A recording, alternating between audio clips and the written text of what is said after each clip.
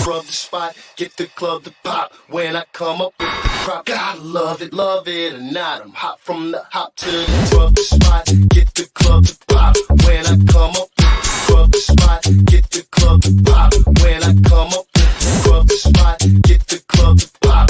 When I come up with the scrub the spot, get the club to pop. When I come up with everybody, we do it. Everybody, we do it.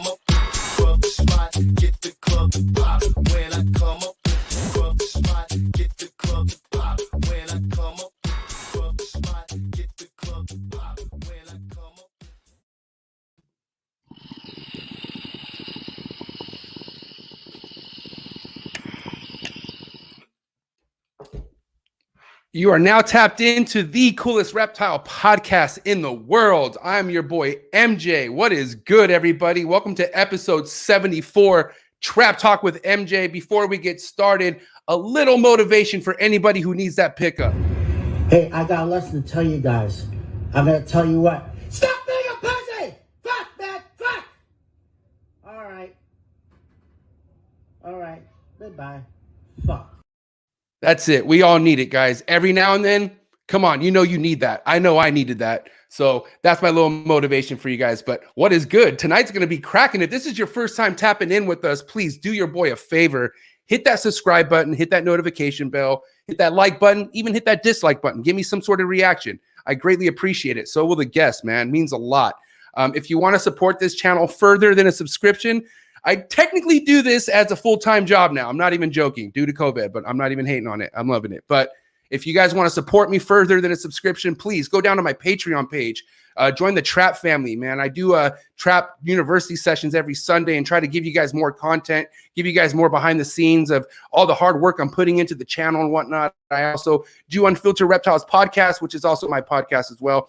And I, basically give you guys the ins and outs of that as well, man. But any support means a lot. Even hitting that subscription button means the world to me. So yes, I just have to say that. Thank you so much for the ongoing support. What up with all the early birds? I see you guys.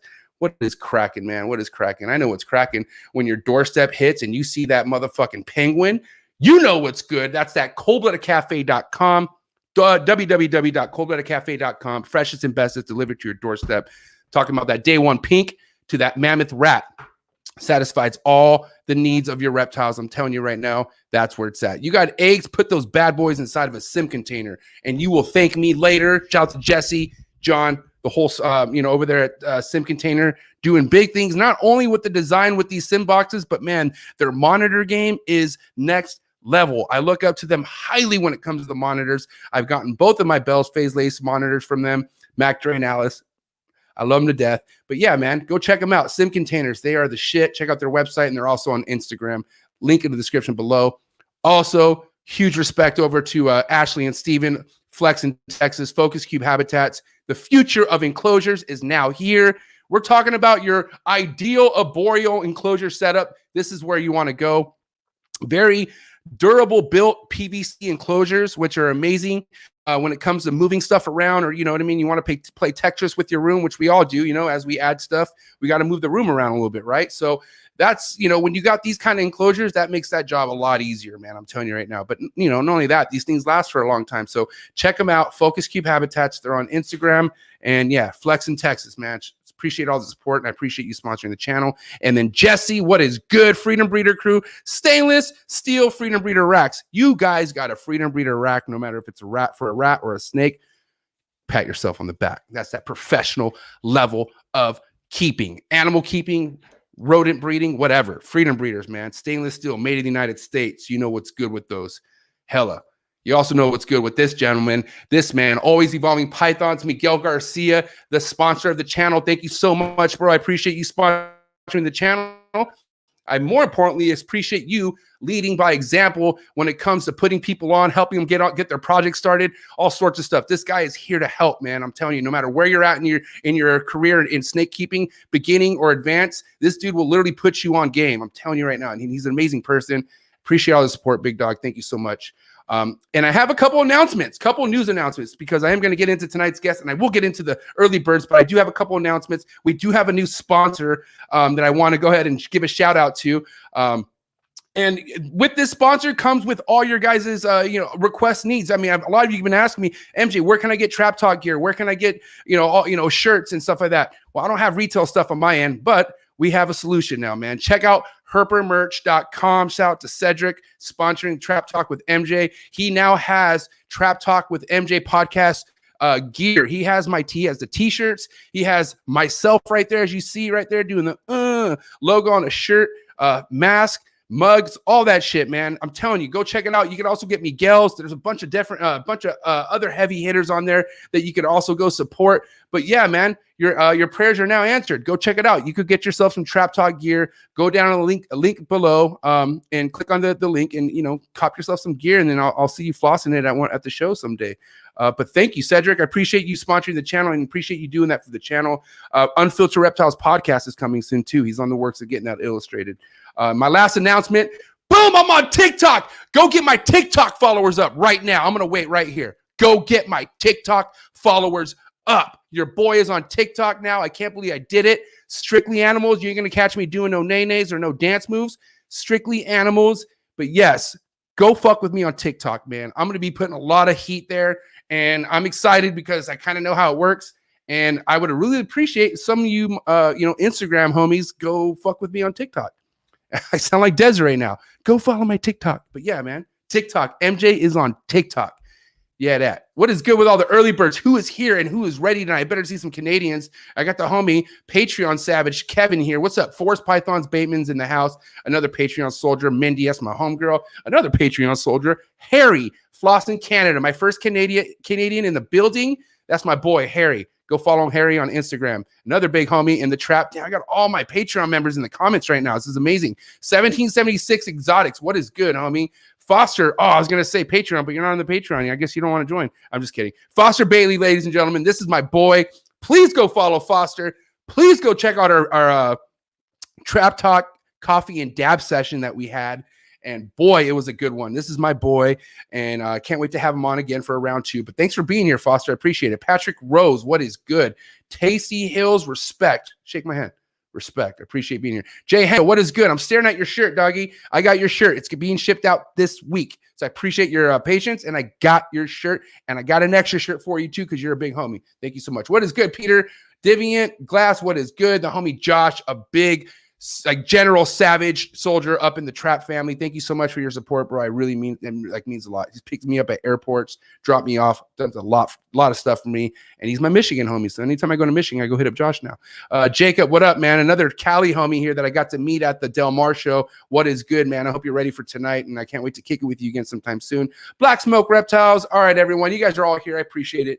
But we're going to get into tonight because, like I said, we got a Canadian hitter here on a Thursday night. I've been having some Canadian heat on Saturdays, and I was like, I need a nighttime Canadian heat, man. And I'm not going to lie, this gentleman was referred to me from a Patreon member, and I was like, well, I'm actually already following this individual, and I saw all the work he's been putting in, and I'm like, dude, this is the ideal stuff, and it's Canada. It's Canada in the building, and he's here. Christian Jorgensen from Morphin Endorphins. What is going on, my man? Not much. How are you doing?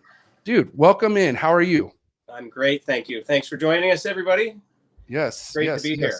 Thanks for having us.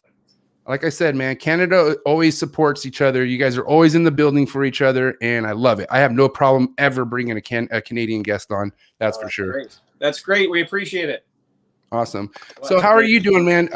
For people who don't really understand the whole background of the animals you keep, which I know it's primarily ball pythons, right? But give us a little background on your involvement in the industry and how long you've been doing it for.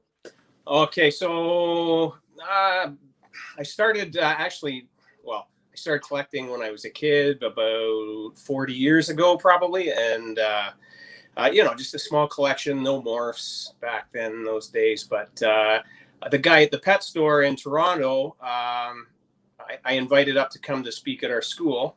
And he agreed, and the school agreed. So the whole school came to the gymnasium, and he brought up boas and monitor lizards, and it was just the coolest experience. And then afterwards, he came back to our house and got them all out again. We got to handle them, my sister and myself and my parents, and the monitor lizard skulking around the living room, and it was just the coolest experience. And slowly got out of reptiles, and then actually, as I was a single dad about in 2005, and I needed a side hustle, so I didn't really want to get a babysitter for my son. My son was with me about half the time, so we decided to do some birthday parties, get back into reptiles, and we did some birthday parties. Nice. So I got to bring him with me. He got to help out. He was about 5 years old at the time. And that's how we kind of got back into it. And then we were at a party and passing the stuff around. And there was a kid, I'm passing all these snakes and turtles and stuff around. And I hear this kid go, ah, and I look over and the blue tongue skinks got him, right? So got him. So I thought, you know what, I should probably get some business insurance. Yeah. So I called up my insurance company, and they said, there's no way we're going to insure that. And we can't insure your house either. So have a nice day. Yeah. Oh, so my God. They called back a couple of minutes later. They said, how do you get to these birthday parties? And I said, my car. And they said, well, we can't insure that either. Have a nice day. So I couldn't find anybody to insure it. So the birthday party business was pretty short-lived. That was around the time that the ball python explosion was just occurring, 2007. Okay. And so I sold everything off. I had a big monitor lizard and a red-footed tortoise and all kinds of lizards and snakes, colubrids. Sold it all off and kept the couple of ball pythons and my boa constrictor, which I had just fallen head over heels for. And basically, as the ball python craze burst onto the scene, I decided to go with boas. I just love boas, and I just kept adding boas and slowly started getting into breeding them, and soon the collection grew. But then I couldn't ignore the ball python craze and all the cool morphs that were going on back then. So basically just started collecting. I bought a pinstripe, had albino male to put to my normals, and that was about $600 back then. And the contrast of having the incubator versus the eggs versus live birth really interested me. Right. And so that kind of just evolved, and just adding more morphs, and the boas were doing well, and at least well enough to keep going, and just the more morphs that were coming out as far as boa constrictors were concerned. It was just like ball pythons 10 years earlier, right? So right. So and I just kind of just basically hold back Central and the few new acquisitions, and just kept building the collection. So here we are today. I've got about 90 boas and about 300 ball pythons. Okay, 90 boas, 300 ball pythons. I'm really glad that's your ratio, because just as the stuff you work with, because I mean I work with ball pythons. I'm like you. I work with a bunch of others. I work with other stuff, but how can you not have ball pythons, right? Like I love my ball pythons, right? I'll never get rid of that foundation. But I also had a huge obsession with boas at one point. Yeah. But I also had, man, and I'll tell you, Christian, if you don't know, in the beginning, I got really ahead of myself because I started meeting all these cool people. Like I'm talking about import plugs, and I just started loading my plate with import, like species, like, you know what I mean? And I was really passionate about it. You know what I mean? But I really downsized what I had with the boas and only kept, I have 1.2. And I've tried, this is my third year trying to breed the same pair. I have another female that's finally ready next year. But I'm like, man, I'm just dying to see a live litter. Like I mean, I can't wait to see it. I saw a lot of courting this year, which I never saw the years before. So this year I saw a lot more action. Never really witnessed a real lock, but man, they just been all over each other. There still could be some possibilities, but she's still eating food and all that other stuff. So I don't know. Yeah. Keep pairing until you see that male in the opposite corner. As long as he's on her, you got to, just keep pairing until he's lost all interest, right? So right. And it depends on the year and the weather and the barometer. And sometimes, like this year, I'm going to be late again with everything. It looks like some years, I'm already having litters by now, right? So, that's basically the rule I go by. As soon as that, if you don't see an ovulation, I mean, it's obvious like a ball python. If you do see it, then you take the male out and everything's good. But if you don't see it, which happens a lot too, I'll just leave that male in until I just see him sitting in the corner and having nothing to do with her. So, which is typical behavior too. Like the male usually, I mean, that's like with green trees and everything I've seen, like the male will just get as far away as possible from that female once she's gravid. Right. So it's like, that's, that's the beauty of like, I feel like I've had a couple people hit me up saying, what do you mean by know your animal? And I'm like, well, this is exactly what I mean by know your animal. Like you see two animals have so much such great chemistry, and then all of a sudden, one day they're just not near each other whatsoever. You know what I mean? Right. And that's typical behavior of it. Either in a, like I said, the male just don't want it no more. He's over it. You know what I mean? Right. Yeah. Yeah, you just kind of, like you say, read your animals, and even if you think she's gravid but you're not sure, you just leave that male in. With boas, by ball pythons, you put a male in, and you can have 1 or 2 locks, and that's all you need. But with the boas, you want to make sure that male's in there the whole time until you're 110% sure, and then you can pull them out, right? They can lead to slugs if you take them out too early. And like with chondros, right? Like boas will leave you on the highest mountaintop or drop you off in the lowest valley, and it's always a guessing game. You just got to just keep at it, and perseverance always wins. And the ball pythons are certainly easier to breed, and it's more encouraging, I think, with ball pythons, and but it's also so rewarding when you open that door and you can smell that baby goo, and you open up that tub or your enclosure and you see just all these sacs and head sticking out of the goo. It's pretty awesome experience. Now, for the most part, how's the mom once she lays? Is she usually like getting away from the babies, or is she usually like lighting people up, whoever comes near them? Like, or is it just it depends on the mom? Yeah, the first few years I used the PVC enclosures. I've switched over to the ARS racks, and the PVC enclosures with the big plexiglass windows. At first they'd be smashing the glass as you walk by with the babies, right? Really defensive. But I think too, as I really think that the boas recognize me, and there was a time I was at work and I couldn't get home, and my dad had to come over and just kind of soak the substrate down with some warm water just to keep them moist, and I came back the next morning, but it was just smashing the glass, right? And oh shit, and he didn't even dare unlock it. But now, for the most part, I still use a hook, but I can reach right in and pull the female out without. I've never been bit pulling a female out of goo. So after a litter's dropped. So knock on wood. There's always a first time. Oh, there is, man. I've been tagged by a boa, big boa. It hurts. It definitely hurts. I've been tagged by them, just not by removing them from. But I'm also more careful when you're taking them out, right? It's kind of a, I'm definitely false definitely sense of security the rest of the time. I forgot who I had on, but he said I do. He's like, I'm like, he does his absolute best not to ever get bit, and I'm the same way. Like I do anything I can not to get bit, and the only time I do get bit is when I'm too casual. And I'm just like, and I'm not paying attention, and I'm just going away with my day, or I have a freaking rat in my hand or something stupid, like just something dumb. But yeah, exactly. Yeah.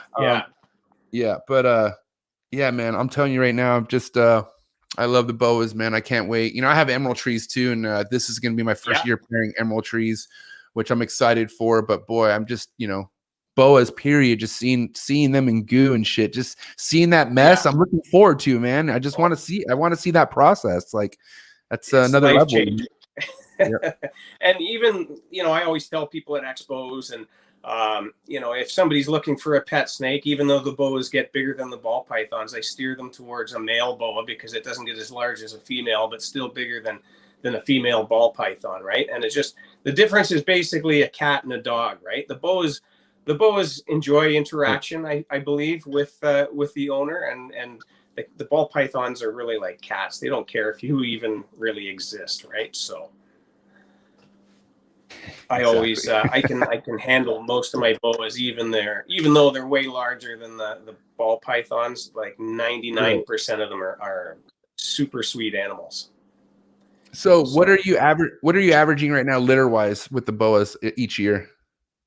It's kind of gone. So the first year I had just the 1 litter, and then the next year 3, and then the next year I think I had more pairings. That was the year that really was disappointing. I had 5 pairings and I think only 1 litter.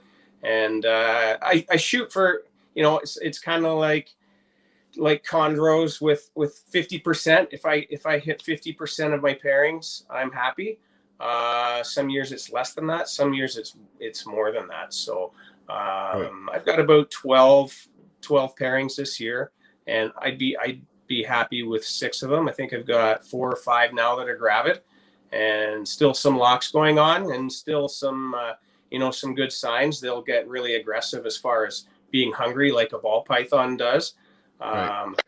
Before they ovulate, and a few months even before ovulation. So, I still have some in that stage, and some are gravid and doing what they're supposed to be, all curled up on the heat pad. They're the gestation period's about 105 days after the post-ovulation shed. So it's with the ball pythons, at least you have that break when they lay the eggs before they go into the incubator. But with the boas, you're looking at a big fat donut sitting on the heat pad for a long time. It's a long wait. So what do you normally crank that heat up to once it's like once it's game time, they ovulate and whatnot? What do you because I know ball pythons, right, typically 89, 90, right? Yeah. Same thing with boas? Yeah, 90 to 92. Yeah, in there somewhere, and it depends on the temperature of the room. My room's on a separate thermostat and a separate furnace system, so I can keep it pretty consistent in here the year round. And I've got the air conditioning in the for the summertime, and that'll get up in Canada anyways. That gets plugged in soon after the furnace stops running. So spring seems to be getting shorter and shorter every year. So one of the two is usually always running. So nice. Yeah. So Yeah. ball pythons, I keep them all in the same room too. So ideally they'd be in separate rooms. That'll probably be the goal one day when I expand out of here, and keep the boas in a separate room. Okay, awesome. So, what are some of your favorite projects right now you're working with the boas, if you don't mind? Like give me some of your anticipated projects. So I love the VPI T positive, which is a caramel albino. I call that the desert ghost of boas. It's just top notch. It's a caramel albino, so I guess ultramel would be probably a better description. But it's just I love the call. I love the sharp strains. The VPI T positive, just something about it. Those colors pop, and they keep their colors better, and it's just a wicked gene to be working with. And when you add jungle, which is a nice stripe pattern usually, with that it looks great. Right. I've got some IMG, which is increasing melanin gene in the VPI T positive, looks great. Picked up a couple of them last year. Damn. From Dan Yaramovic in Alberta. Right.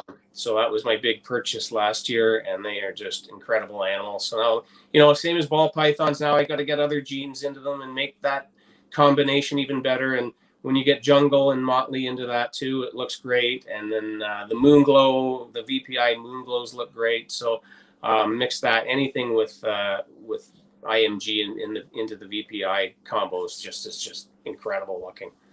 I want to say it's kind of like a non-negotiable with those at play. It's like you're gonna get something that's ridiculous and worth a lot of money for sure. Yeah, and even with going visual to visual, so you're not really producing any hats. Like I missed the odds last year. I produced one. I had 10 babies from a visual to a hat, and only one visual out of the 10 babies, right? At least with a visual to visual, now it's all visuals, right? So that's something I'm working towards. Red Dragons I produced about 3 years ago, which is blood and albino. So that was a double recessive project that I started in 2011.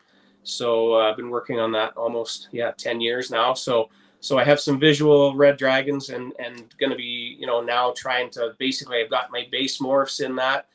Want to add some other stuff, get some IMG into that, and some nice pastel with boas. So that's the thing with boas and ball pythons. A lot of the same names are used, but they're different.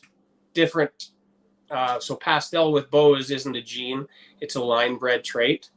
Hypo is another one. I know one thing boa and ball python have in common, and I think the boa has it a little stronger, but they're both sick as fuck, and that's the leopard. They're both leopard it hits a little different on the boa, and I feel like it's like more of a holy shit. But then also ball python leopard has so much opportunity and potential to do that. You know what I mean? So absolutely. I like that name's heavy on both sides. Yeah, absolutely. Yeah, I love ball python, the leopard ball pythons, and I don't even have one visual leopard in the collection. I've got a couple hat leopards, and they're actually a reverse stripe boa.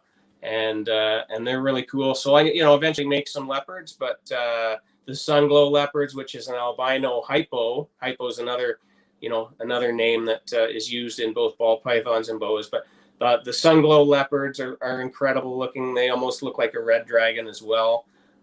Anything that you put leopard into with boas is just incredible. I wish I had gotten into leopard sooner, for sure. So Aussie just produced some leopard VPIs, so they look incredible.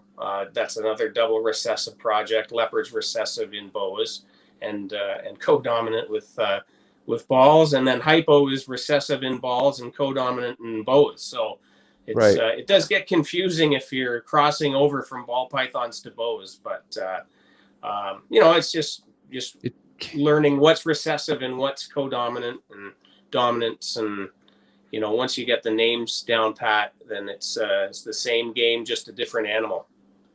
Yeah, I'll tell you I kind of went through my phase with boas the same way I went through the ball pythons, because in the beginning, Christian, I was like, oh shit, this breeding thing is insane. Let me get all these ball pythons. And then I had a big lack of knowledge of the recessive and codom, and what it takes to make what you really want and stuff. So, that being said, and I found this out when I'm already getting like green trees and other snakes, and I'm just like, well, this is complicated. I thought, I was like, this is like, what? You know what I mean? So I did my research. I figured out what I had and what I wanted to keep, which primarily was GHI and like highway stuff.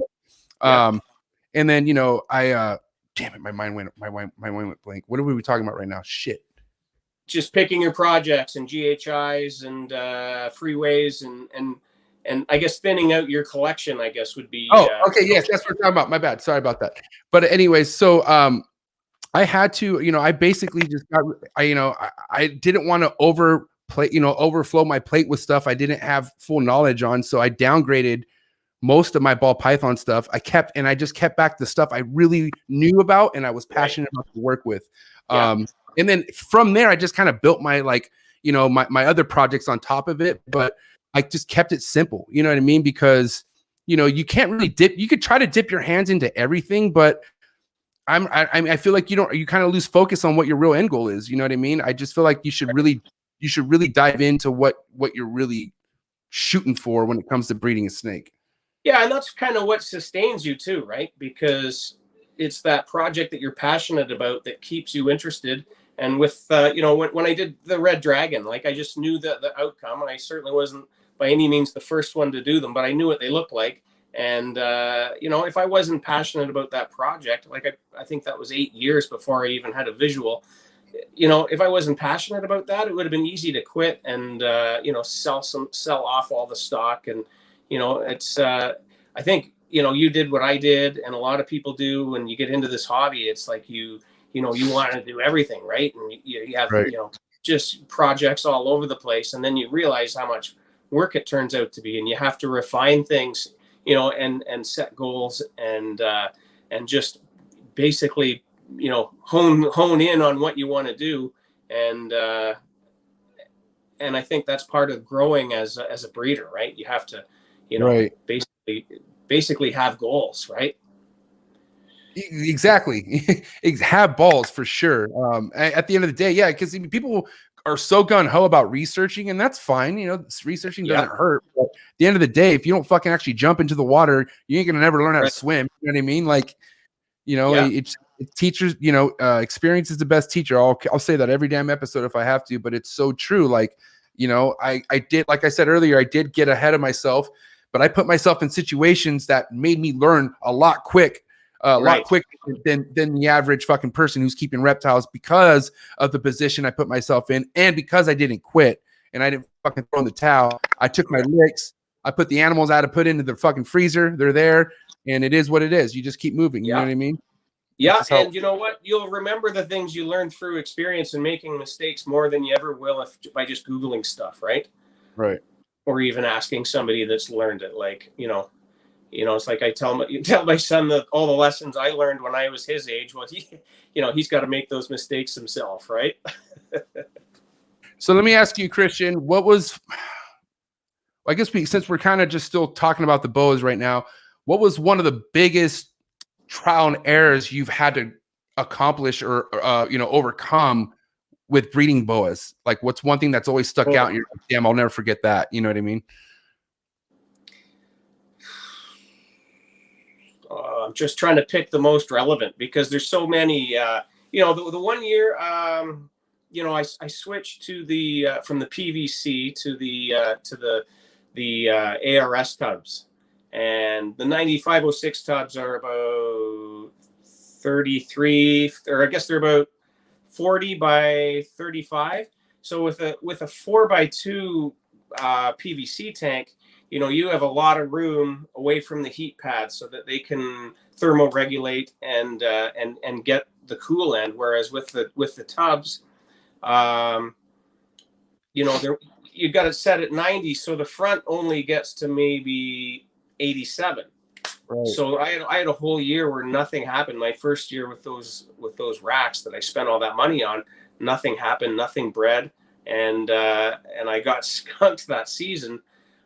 So that made me, I had to get the temperature down on those. So I eventually ended up cooling the room, and I did a lot better the next year when I cooled the room. So that was one. There's been a lot. Can we go back to that real quick, Christian? The cooling the room? Because I feel like that was my problem again this year. Because I'll tell you why. I keep the boas with my retics and bigger snakes, right? Right.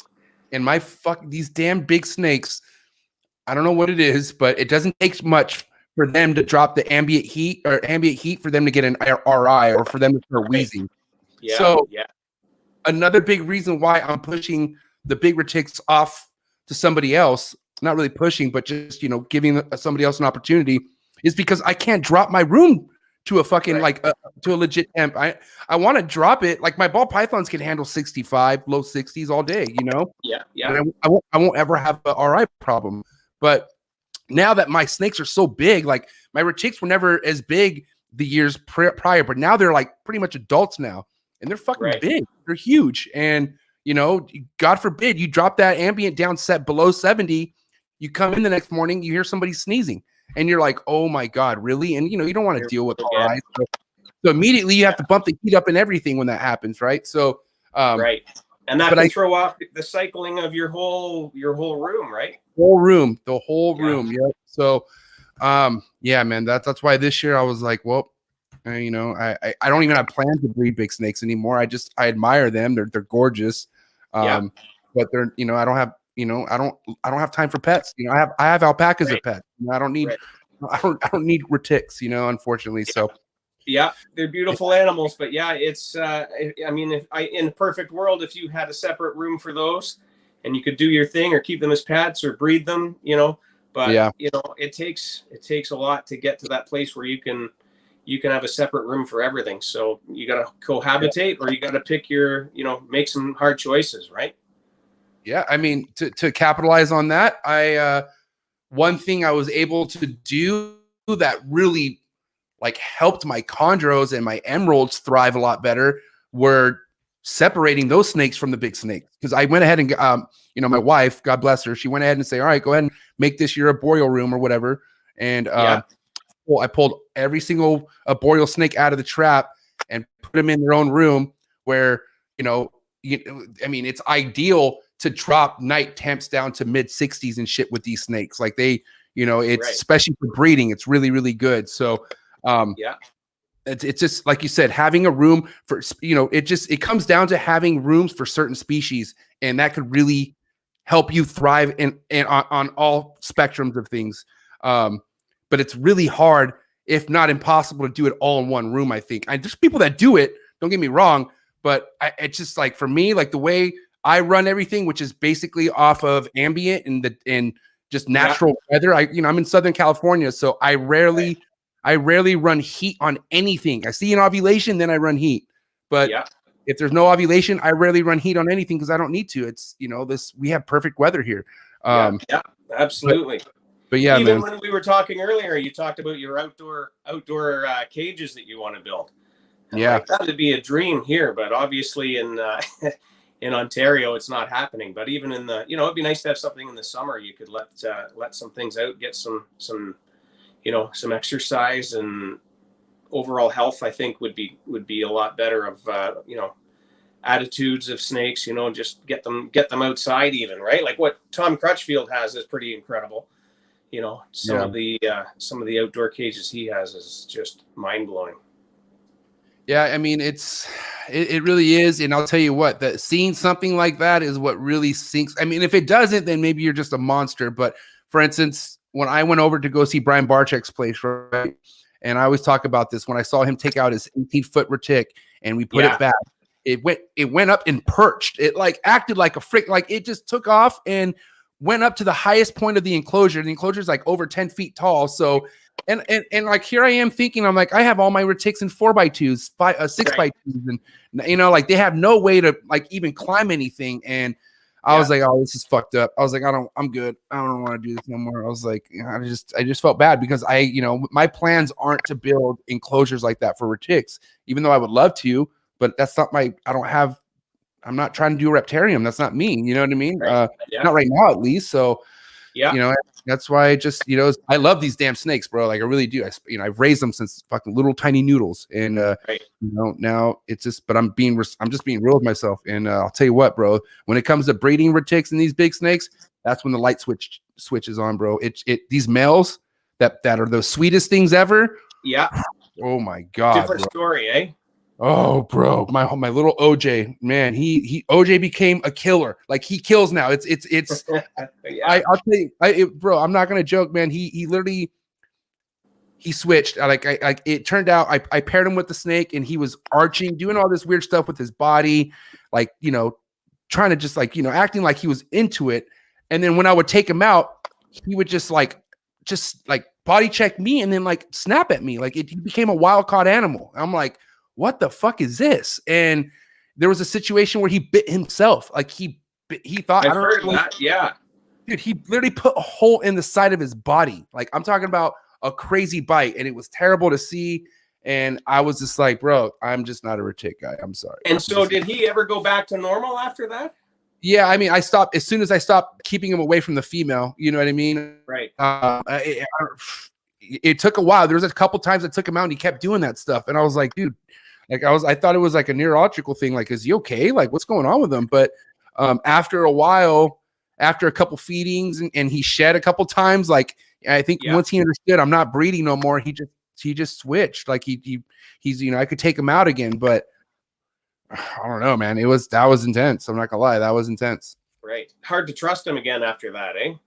Yeah, I mean, it's just I hook train all my big snakes. I tap them, and that typically always works. But dude, I'm always on my shit with them. I've been bit one too many times, and luckily never been to the hospital. And I don't want to go to the hospital. I need these hands, because I thought about it. I was like, man, that hole in the side of his body could have easily been the side of my hand.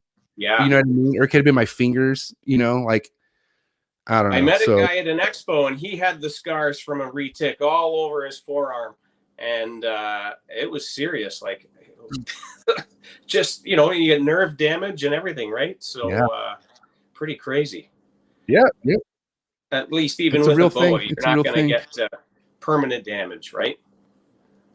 It'll hurt your feelings more than anything. Yeah, and I'll tell you what though, the boa bites do give you a bruise, and they pack a lot more punch than a ball python does. I'll tell you that. Right. Ball pythons can make you bleed. Like the ball pythons are like they can make you bleed. So can boas, but boas literally leave a welt. Like they leave like a bruise on you. Like right. Yeah. I got bit right in the gut about a year ago. Just a hungry female thought it was feeding time. Lunged right out of the cage and got me, and they bruise all right. They're she was a full-grown female. That's the first full-grown female I've been bit by, but I'll remember it for a while. Ouch. I'm a little more cautious now opening tubs, especially if there's rats thawing out or in the room, right?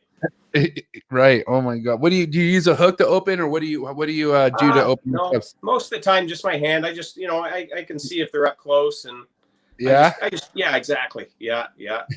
I use a hook on the ball pythons when I'm feeding, because just the scent from the rat just circulates the room so quickly.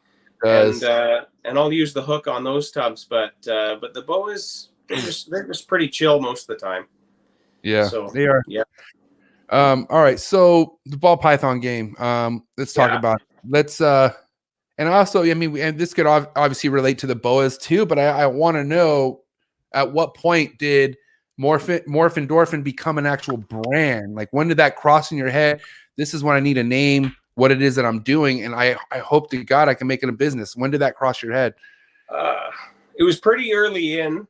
I think I'd maybe had a couple litters of boas and maybe a couple of clutches of ball python eggs, but just kind of, I thought it was better to get sooner rather than later, and build that brand, before I really had even anything. I still to this day probably keep more than I sell even, but I just thought it was an important part of the overall business, if that's the way it was going to go, to have a name and a logo, and then eventually the website, and then the Facebook pages and Instagram, and but it was pretty early in. It's probably been 10 years, I would think. So maybe not, maybe 8 or 9, I guess. Yeah. Awesome. Yeah. And good. Just kind of just trying to get my name out there, sort of thing, early, and then vending it a lot. I vended. I remember there was some. So my first expo was the CRBE, which is the big one in Toronto every year, and it just worked out that way. It wasn't that I was going, it just that was the one I wanted to do because it was the next one, and and I had a few. I probably had a couple dozen animals to sell, and a lot of them were normals. And I remember there was a guy there who was brought in as a guest speaker, and I can't remember his name, or if he's probably still in the hobby, but he walked by the table and saw the normals and laughed and cracked off about it and kept going. And you know what? It filled the space, and I think I sold a bunch. So I didn't really, I just wanted to be there and be part of it. Wait, he laughed at your table because you had normals? Yeah. What a dick. So, and that was 10 years ago almost. So, but you know what? Like I say, I was just happy to be there, and I was lucky to be right next to Robin Markland from the Reptile Report, who's a great guy and very encouraging, and posted our display up on the Reptile Report for us, and then the next year was we were right beside Brian Barchuk, so it was I've been very fortunate the times that I, when I was new into this, to be beside some good people, and Nice. they both helped out a lot. So. Dang. That's a good story. I like it. That's Yeah. motivating. Yeah, it was actually. Yeah. And I still remember it. So yeah. So it must have been. Nobody really laughed at my normals because I haven't really produced normals, but my family thought I was a joke for a while for doing this. So that Well, motivated you know me. what? Try and find any normals anymore, right? But hey, dude, bro, I keep I had a few normal hets, but I kept them. I was Yeah. like, I'm not selling these normals. These are mine. I'll Yeah. keep a female normal all day. I don't care. Yeah. Yeah. You know? Yeah. Well, that's how you're probably not going to get what it's worth if you sell it, No. right? So stack it away and put a powerhouse male to that thing. Exactly. Now, when it comes to the projects, okay, Christian, Yeah. there's a lot of cool stuff going on, but like what were the pioneer ones for you? Like what were the stuff, like the first investment projects for you that, were like the wow, let's do it, if you don't mind sharing those. Yeah. I think the first big one that I bought was a female lightning pied. And it was produced by Mark Mandic and sold to my friend George, who I get my rats from. And he was spinning his collection, and kind of he was a bit in over his head with he breeds a lot of rats, and decided to sell a few, and so I picked up the lightning pied from him, and I still have her. She's given me a couple of clutches, and then probably the next one would have been the leopard clown from Justin Kabilka, maybe 4 or 5 years ago. Nice. So, they're pretty common now, but at the time that there wasn't any in Canada available. So that was my first import that I bought. And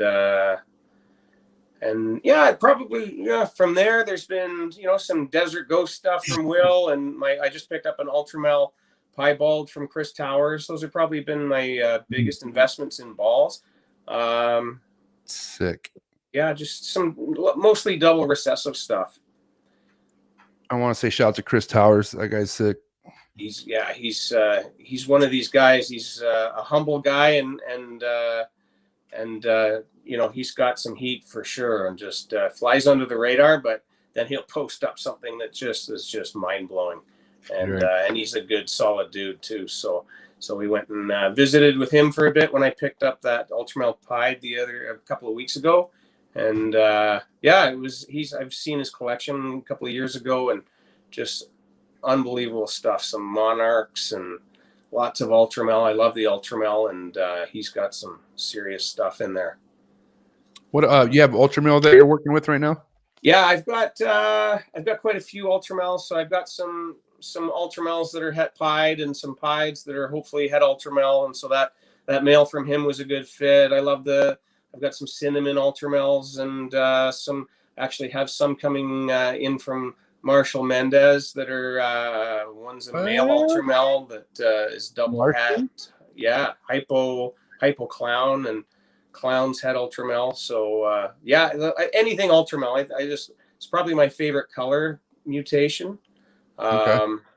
I love a lot of the color mutations, but I think Ultramel is tops for me. Desert Ghost, of course. Can't go wrong with Desert Ghost. I've picked up a few of those in the last year, if you can find them. So jump on them, because there's not much out there, especially for females. And I got lucky and was able to pick up a couple. And Toffees, love the Toffees. But typically it's all about putting all the colors into clowns and pieds around here anyways.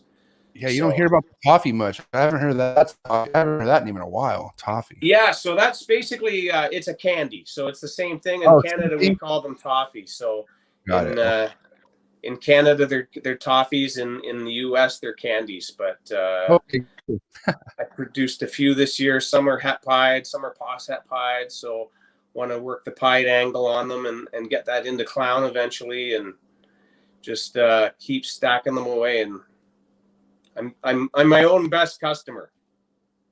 There you go, man. I'm telling you, that's exactly how I look at this. Is I'm shopping first, and I'm gonna like basically make myself the most happiest out of whatever I sell, because it's not about what happens this year. It's not about what happens this year. My whole mentality is always about at least minimum 2 years down the road, at least.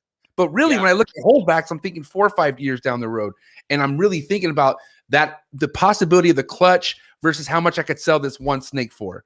And most of the time, it's not even near the amount you're going to get for a clutch for that, what you'll sell that snake for. That's why it's like, good luck trying to get good luck trying to get a legit het female from me. You better be paying visual prices, because it's not gonna, like, I'm going to keep those. Like those to me are visuals. You know what I mean? They just don't look like it, but you got to admit, there's some hets that are so visually influenced, they could almost pass for visual. For sure. It's crazy. Yeah, From I've the got ringer,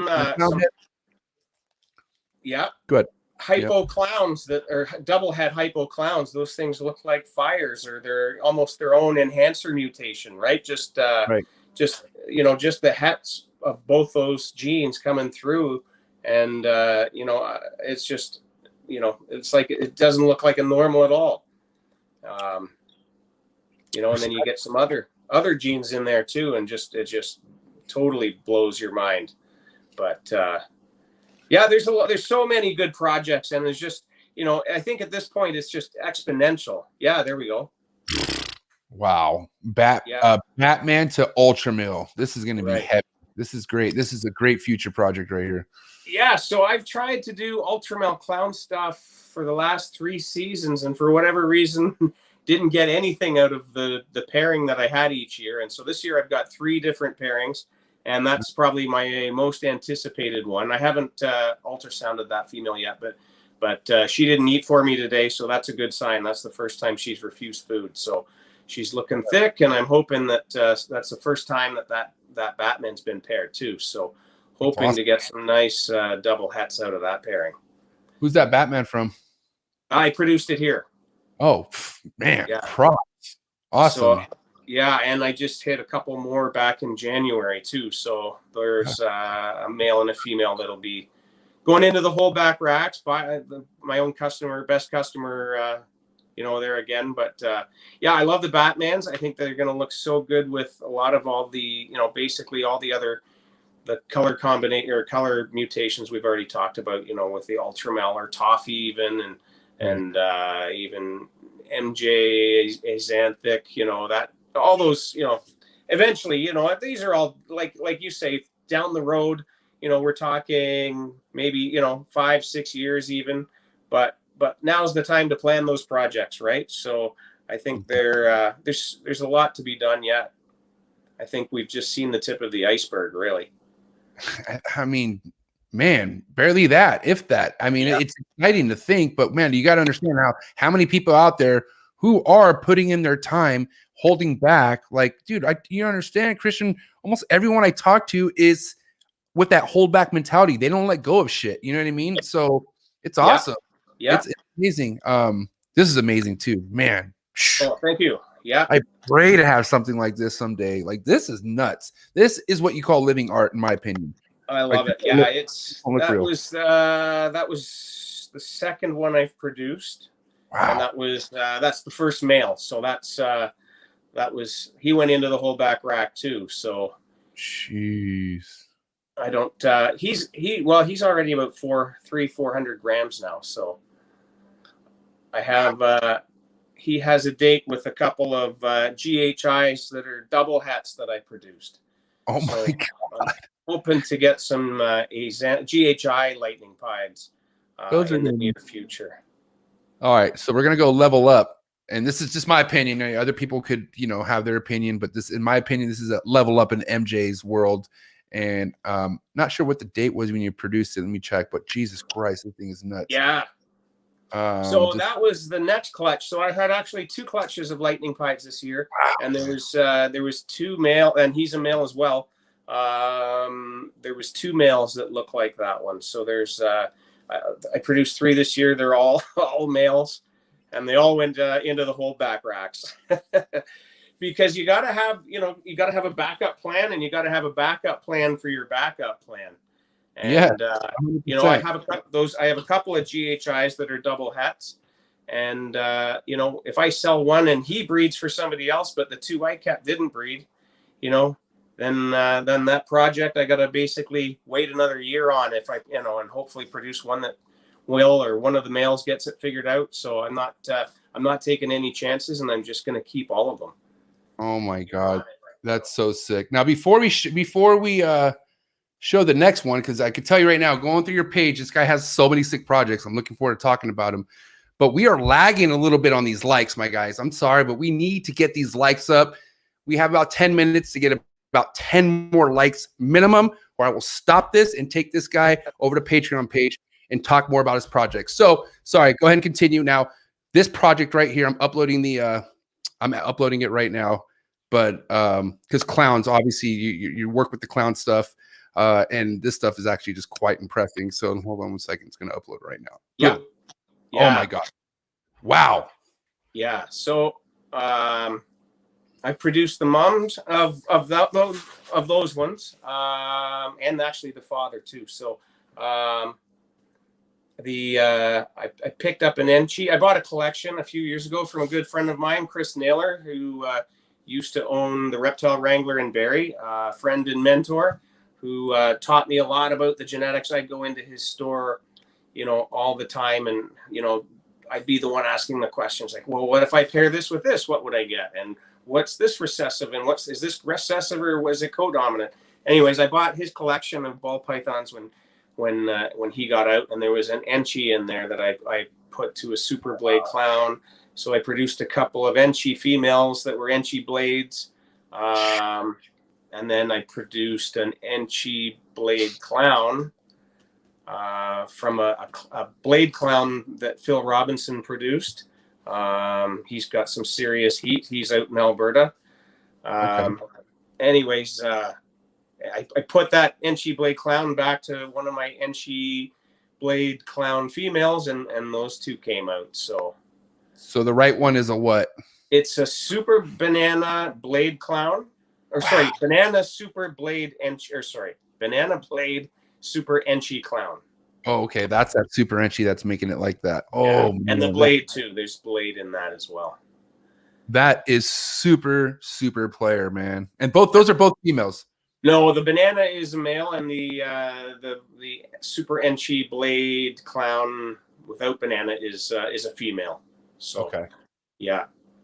Yeah, and once again, I kept those two. So that's awesome. Now, what would you say because I talk to people who are like about blade, and then other people who are pretty, you know, it's in their mix. I have blade in my mix. I'm a blade fan, right? But where do you really stand with the blade? I mean, do you really feel like it has the potential and it should be involved in people's projects, or is it kind of?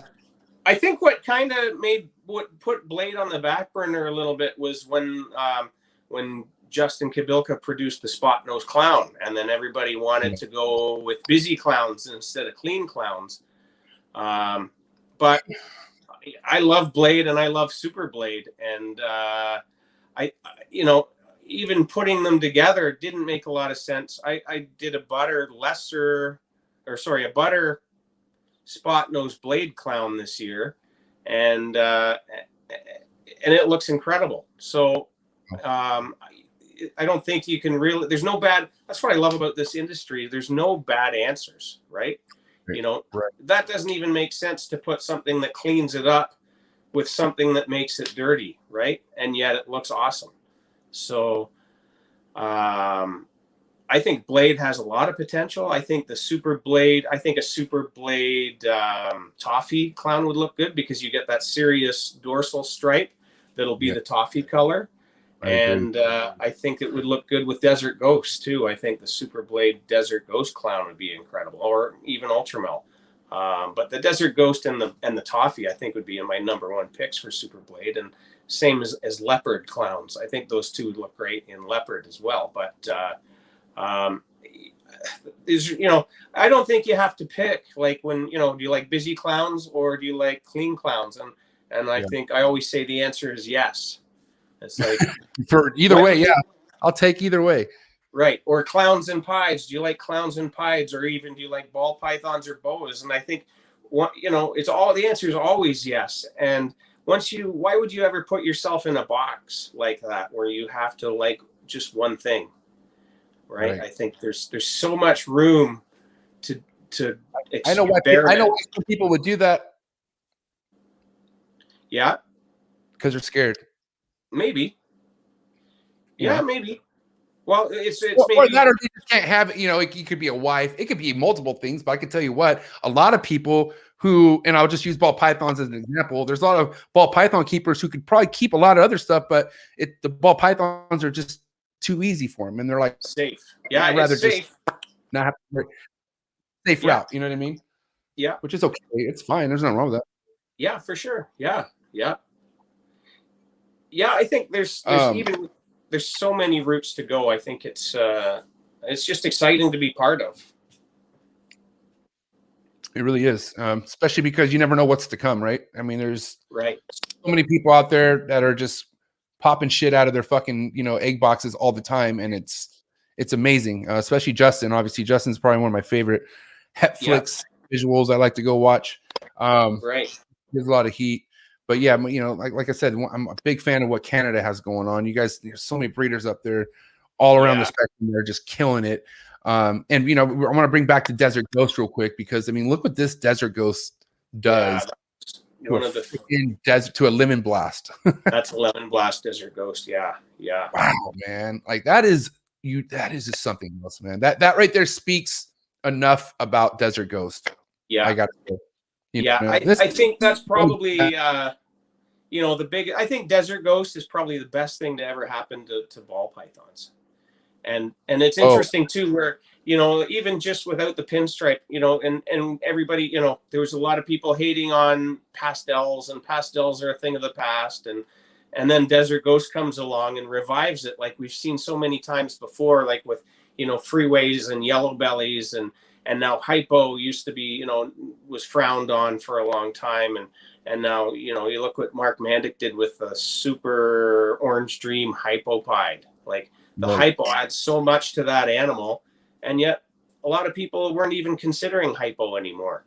And facts. Yeah. I know that for a fact because I remember when I was acquiring hypo back in 2017 and stuff like that, it was like stuff that people were like me about, and I was like, what? Like this is recessive. Yeah, this is great. Yeah, and that's what it was like, I just kept it, regardless what the influences was saying around me. I just was like, well, I'm keeping that shit because I see, when Miguel had the GHI Mojave hypo, that like that was one thing that still sticks out in my dreams today. And I was like, all right, well, GHI and hypo is definitely something I need no matter what. And I kept all that. So and I'm glad I did, man, because I have hypo in so much of my other recessive stuff like pied and clown that's happening this year, even with highways. So that's all because I held on to hypo. So I'm glad. Right.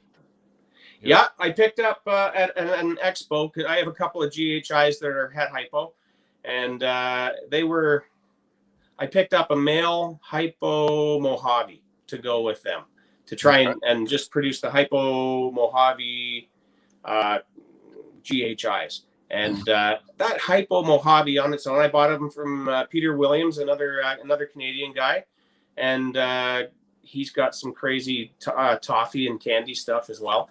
But that's one of my favorite animals. Just a simple two genes that have been around forever, and just looks so good together. Just awesome animal. Just and then of course when you put GHI into that, just unbelievable. Yep, I agree. Now, what about Sunset? You have Sunset at all in the mix? No, I know. They're Sunset. I think there's a lot of potential. I think with with albinos, I kind of saw that as like the red dragon maker of ball pythons, but I still haven't gotten in on it. I'm sure somebody will be, if you put that into a dreamsicle, and I think it'd be just off the charts, right? But albino even just could look amazing. I think Miguel did one with banana, right? And that looks amazing. And just another thing I haven't gotten into the Sunset stuff yet. So one day, hopefully. Yeah, I mean, I've dug myself in such a hole at this point, and it's kind of giving me anxiety. But I gotta eventually just start marking them off the list, because as much as I say like, oh, back then I dialed in and got what I needed, but there's recessives I wish I would have never slept on. Like I don't have any desert ghosts. With like I already know the time's ticking. I'm gonna add that by this year. I'll add that for sure. Yeah. What's the other one I was thinking of right now? But desert goat's probably the biggest one, because Foster's talking about OD being an essential, and it is. OD is a super essential, but so is desert goat. As we were just looking at the picture before, like why not? Like why not have that? Like, it's an impactful gene, and it's crazy that you say that. Go ahead. Oh, I was just gonna say I don't think that there's anything that. Like with same as Ultramel, I don't think there's anything you could put with Desert Ghost that looks bad. Right. It's just, it just amps up everything. Yep. And I think the Ultramel does the same. Yep, I agree. And Ultramel, that's what I'm talking about. Ultramel. I'm gonna be knocking on Marshall Mendez's door this year for sure. That's my boy. And or Ryan Young, my boy Ryan Young, down in the United States, those two produce really amazing ultra mills. And man, Desert Ghost ultra mills, my two biggest, two biggest needs. I'll tell you right now. I mean, I would say it's a want, but it's also a need too, because I need to have this in my mix. Like it's important. It's just important. Yeah, and the thing is, you'll get it in your collection, but then you'll keep everything you produce for the first 3 years. And I don't agree with that. Like, listen, I mean, I'm trying to impress my number one customer, which is me. Right. Exactly. I want the stuff that literally, like, I pick it out as soon as I see it. You know what I mean? And man, I think last year it was almost a whole, like, I think it was out of 7 eggs, I wanted to keep 6, and it was not feasible. And I got rid of 3 of them, but still, like, I instantly just like my eyes stuck to what I wanted to keep. And like, it was cool that I had nothing in me that was fighting me not to like want to keep it. Like, I don't do this for the money. You know what I mean? Like, so all the snakes and stuff, like, I'm literally like, I'm the Will Morris mentality right now. I'm just hoarding. And, just, I let go of what I have available.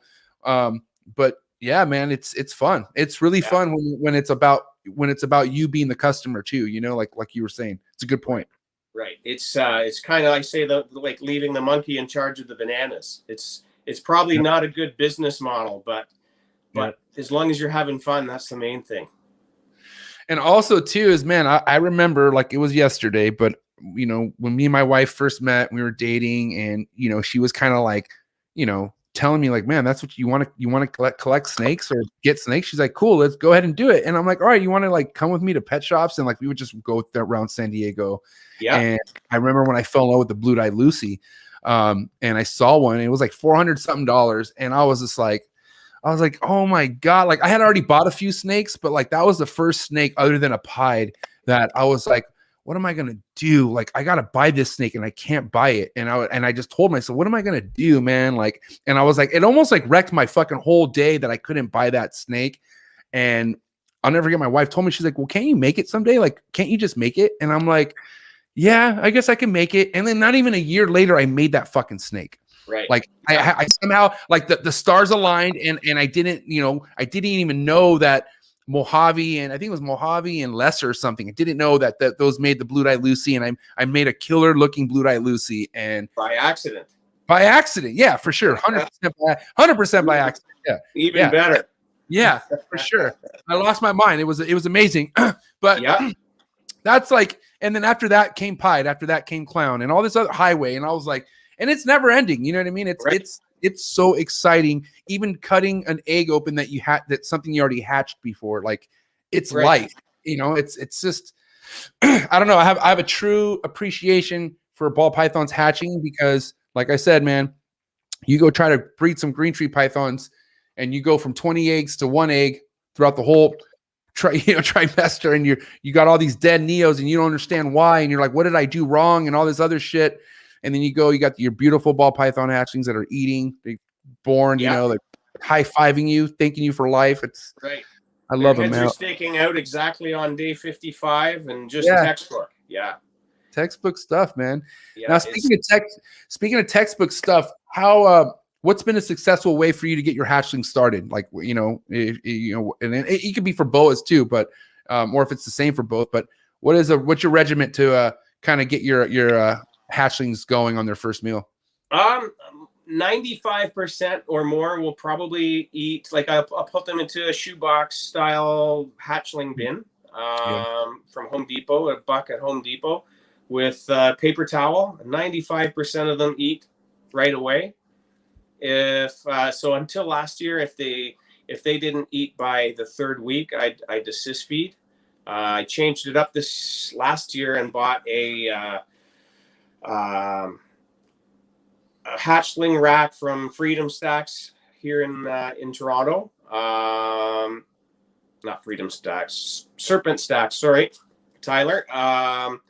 And the bins in them are the ARS bins. So I forget what model number it is, but they're about 3 inches wide, and it'll only hold up to about a 300-gram snake. And then they have to go into the larger bins. Fortunately, the larger bins also fit that rack, but it's a PVC rack. And if they don't eat inside the shoebox style in the melamine racks that I have, the hatchling racks, I put them into that. And there again, 9 times out of 10, that's that 5% will eat in there. So I barely even assist feed anymore just because of that rack. So awesome. Shout out to Serpent Stacks. Yeah, it's made all the difference. And that's even on not on even paper towel, that's on cocoa husk. So nice. But you know what? If I have to assist feed, I'll use a little tiny hopper, a pinky mouse, and it's pretty easy to assist feed and get that inside, and then usually, most times, 9 times out of 10, there again, if I assist feed once, they get it figured out by the next week. So I don't even want to say this because I'm only going on my 30th year of doing this, and I want to say I've hatched probably a little over 100 ball pythons, which isn't a lot to people who've been doing this for a long time, but I've not had a assist feed one. Is that right? Yes, not one ball python hatchling have I had a assist feed at all, period. Little bastard. So what are you using then? It's simple. I just put a live hopper in there. I'll put a live hopper, and I'll do it 2 times. Sometimes I experiment and try to do it like right out. I'll do like a rat fuzzy right after the hopper and try to get them on rats immediately. But if I want to be safe about it and just ensure it, I'll give them anywhere from 2, 3, even 4 hoppers, and anything I put in there afterwards, they're fucking it up. They're tearing it up. But also too is I don't run heat on any of my hatchling racks. My hatchlings, my hatchlings are naturally in a room that's daytime 82 to 80, and then it doesn't drop cooler than to where they're at 78, 77 at night. So, and that's what I've done. I just don't run any heat on them at all. Really? That's good. That's my demographic too, though, because where I'm at, like I said, I could get away with ambient heating outside and whatnot. Now, you being from Canada, you're obviously gets cold as shit up where you're at. So what ambient do you run in your room and whatnot? How do you run the heat in your room? So I have a furnace with a thermostat inside the snake room. Okay. Separate furnace. So I keep the thermostat. I drop it down around our Thanksgiving, end of October or beginning of October, I guess. I drop it down to about 78 from about 82. And then usually around beginning of March, I'll slowly raise it back up again. So by the end of March, it's back up to 82. And I run belly heat on the most of my hatchling racks. I'll just have it at 88 to 90, and it seems to work. So it's just I've got a propane furnace. I go through a fair bit, about a half a huge tank of propane every year just to keep the snake room heated. But and then a lot of the heat comes out of the heat pads too, because I've got probably that's true. 4, 5, 8, 9 racks in here, right? So that's a lot of heat panels. In the beginning, I did run a lot of heat and stuff on all my racks, and naturally that was already heating my room up. Every time I would heat up all my racks, it was getting really, really hot. But I also feel like people like, man, I overheated my fucking snakes forever, man, until I realized, holy shit, look where I live. I don't need to do all this. But it was because I'm listening to somebody who's from where you're at, and they are just in a different situation. And a lot of people just need to, like, you know, when it comes to wanting to know what's good for their animals, need to look at their surroundings, talk to breeders in their area, and see what works for them, you know, because talking to somebody in a different part of the world could really mislead you into doing something that could hurt you in the long run, you know? Yeah, for sure. Yeah. Yeah, absolutely. Yeah, I think, I mean, obviously we got to go with some kind of heat here.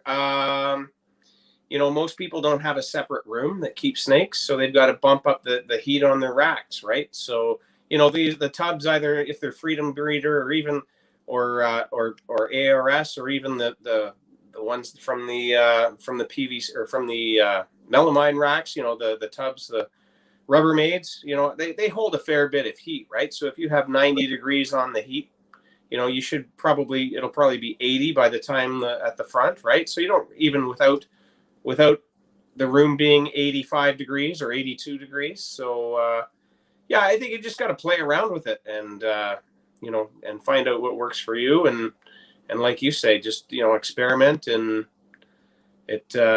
just basically do what works for you, and trial and error. Trial and error, definitely. Now, you're hatching your incubation process. I mean, was that always pretty straightforward for you, or did you kind of learn a lot of stuff with incubation too? I've learned a fair bit. I just, same thing, trial and error. My first clutch.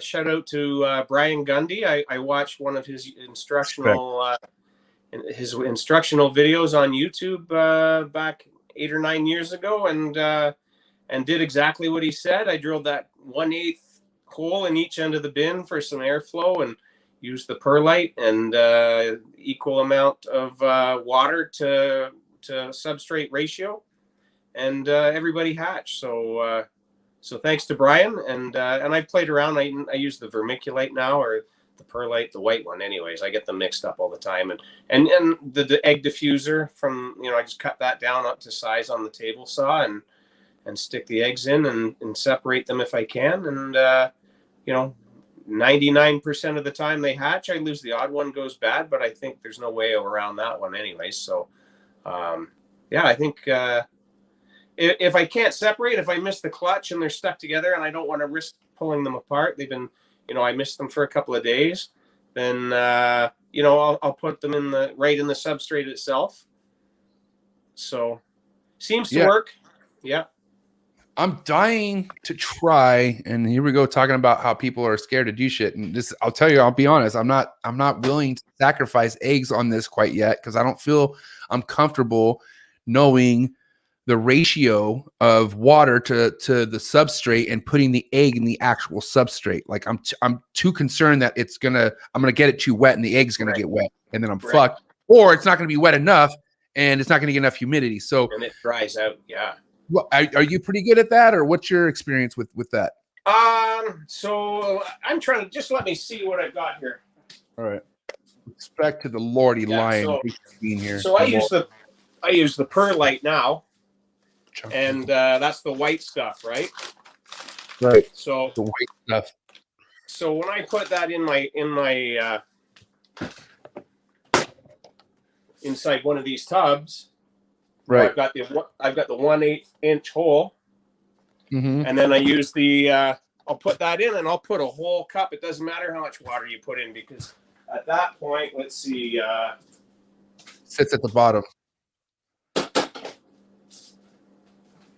Huh. So I've got that egg, you know, the diffuser sitting on top of that substrate, and then the eggs sit on top, and it's out of the water, right? So you could use, I mean, I'll use a couple of cups even, and you can get as much water in there as long as it's not touching the eggs through these. I'm talking about, have you seen people actually put, with no egg diffuser? They actually put it. Yeah, that's what I'm talking about. Like no egg diffuser. That's what I'll use with the vermiculite.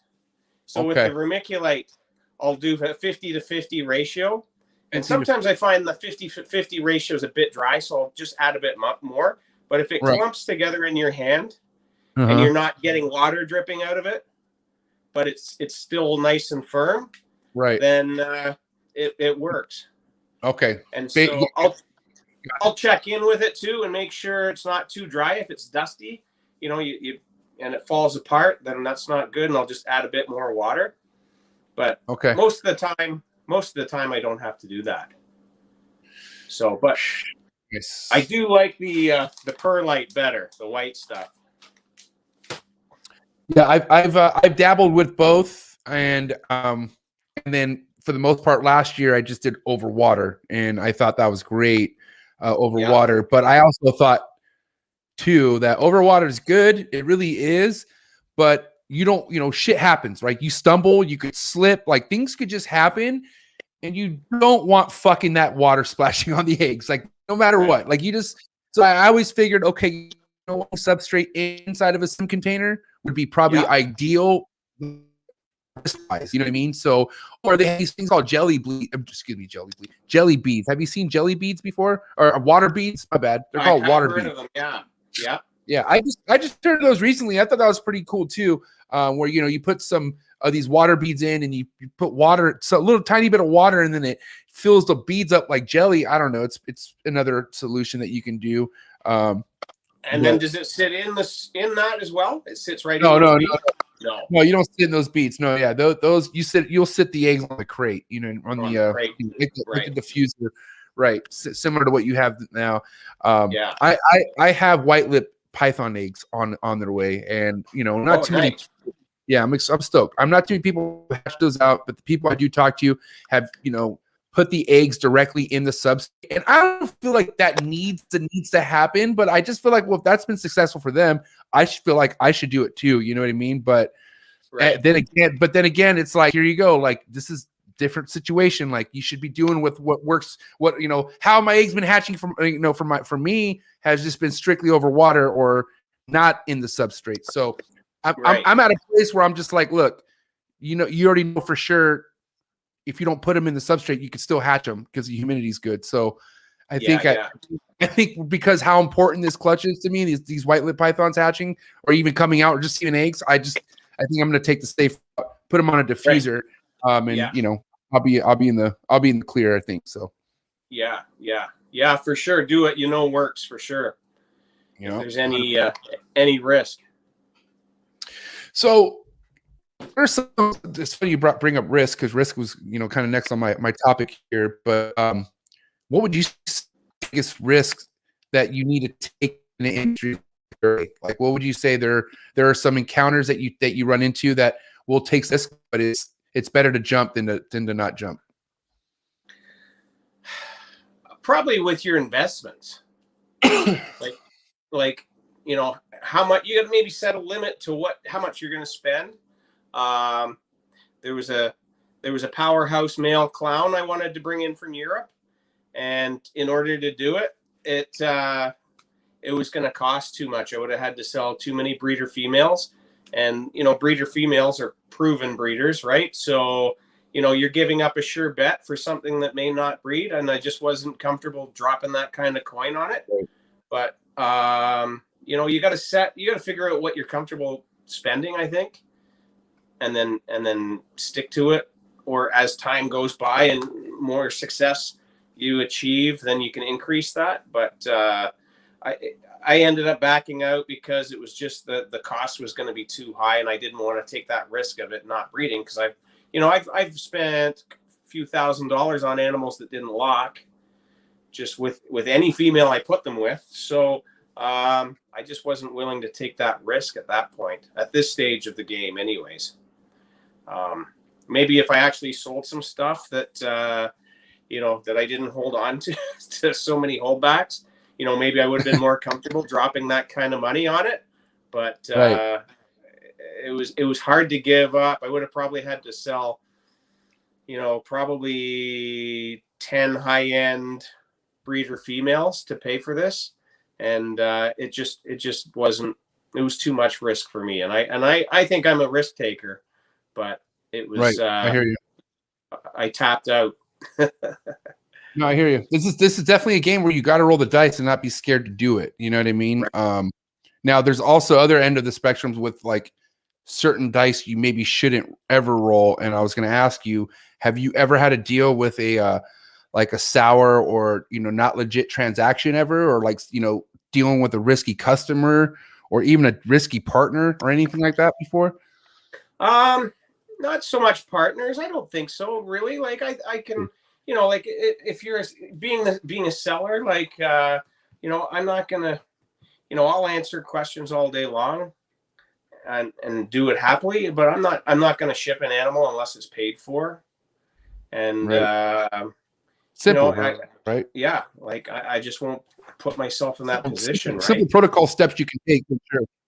Right, Yeah. right. Now, the reason why I asked that here, the reason why I asked that here, Christian, is because I don't know if you've noticed what's going on, you know, primarily here in the United States in the industry, but there's people getting like, you know, emails and like, hey, I got these animal, I'm so and so from Reptiles, and I got these animals for sale. When really, it's not that person. It's just somebody who's emailing and they know someone like so and so, right? But they're basically trying to start a whole conversation, tell a a lullaby story, like, hey, a pity story. I need money, but you know, asking for you know, hey, I'll sell you the snake. Just give me the money right then and there. But that's kind of like nobody should ever give money to anyone without even physically talking to them. I feel like it's like such a like, come on, we're at the, I don't care how old you are. Like there's 15-year-olds that keep in this game that are mature enough to know I'm not going to give you freaking money. Okay. And for a snake that you're going to give me when you come back on vacation, like, you know what I mean? Like, and, you know, unfortunately I do feel like there's people who just, you know, with their good heart, they just want to give the money over. But like, you know, then unfortunately after they do that, they go cry on Instagram and say, oh, I got duped, you know, but really like, it's about just being smart, you know, like not taking the risk by giving money to somebody you don't know. Like that's, that should be automatic, right? I got an email a few months ago from somebody because that lightning pied that you showed that I produced, somebody was selling it, trying to sell that in a group in Arizona, reptile group. And obviously, you know, that was my snake and it's right here in my racks. Obviously it was a scam, right? So I messaged the group admin and I think they turfed the guy from the group, but he had done that several times with other people's snakes, right? And just basically scammers, right? But you know, like if you're a buyer, you have to kind of research who you're buying from, make sure they're reputable. Like go on their Instagram page. Have they been on Instagram for 3 months, or have they been on Instagram for 8 years? You know what I mean? And then ask around. There's lots of BOI groups on Facebook that you can inquire, or you know, if you have a mentor in the hobby, you can check in with, you know, have you heard of this person? Is this person legit? Right. And you see so many of the BOI threads where lots of people, like some unbeknownst buyer will post up, does anybody know this person? And then all of a sudden there's 20 bad reports on that guy. Right. Exactly. And you got to do your homework. And especially, you know, and if it's too good of a deal to be true, like the guy that was selling my lightning pied allegedly was charging $500, right? You're not getting a lightning pied for $500. Right? Yeah, I guess in the email this guy said like a pastel puzzle something for $700. Yeah. And it was like, what's like crackhead price and shit? Like, yeah, right. Like, dude, what are you talking about? But that's, I mean, just red flags. You know what I mean? You just gotta look for it. Yeah. Don't be afraid to ask around, like for sure. You know, the BOI groups are a good source of good information. And but no, personally myself, I haven't had any dealings with any shady people like that. I don't think, like that I can think off the top of my head. I certainly didn't send anybody any money that was a scammer. So, but I do know they're out there. Oh man! Now let's talk about shows. I know you're how many shows are there? I know there's a big show. I'm sorry. What's the big show in Canada? The CRBE in September. CRBE. Did I say that right? CRBE. Yeah. Canadian Reptile Breeders Expo. Now this year with that, I mean, what do you guys think? I mean, because Canada's on one right now about shutting stuff down and shit, right? Oh, I mean, it's just gotten ridiculous. So, so I sent my wife to the dollar store to get a stand for a clip-on stand for my iPhone for tonight. Right. And Okay. so she went to the dollar store and they had that whole section taped off. So you can only buy essential items at the dollar store. I don't know what essential items at the dollar store are, but you can't buy, there it was sitting there. She could see it through the window, but she couldn't go and buy it because it's not essential. So it's just getting out of hand here. Wild, bro. Yeah. Even at its worst, nobody told me I could not buy something that I didn't Right. want to buy. Like that. Yeah, especially in a store that's open. That is crazy. Like, how are you not going to let them get business for that? Like, you're literally like not letting people get money for their items. Like, oh man, I don't know. That's wow. That's right. That's some crooked stuff, man. I don't know. Yeah, I just know.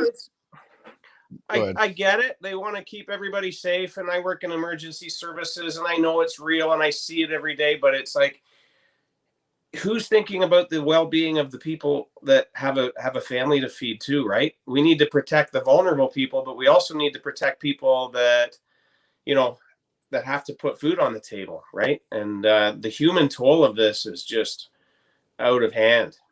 I don't understand what a lot of these fucking people don't understand. What this kind of, what this leads to is mental health issues. Like, this shit leads to people breaking down, killing themselves, not giving a fuck no more, and just saying fuck it because they can't keep up. Like, this is scary, man. And you know what? I know I always fucking preach, you got to be a hustler, you got to put it out there. But man, there's this, sometimes people just can't fucking defeat the cards they are dealt with. And times like this does not make it fucking any better, bro. Right. Really.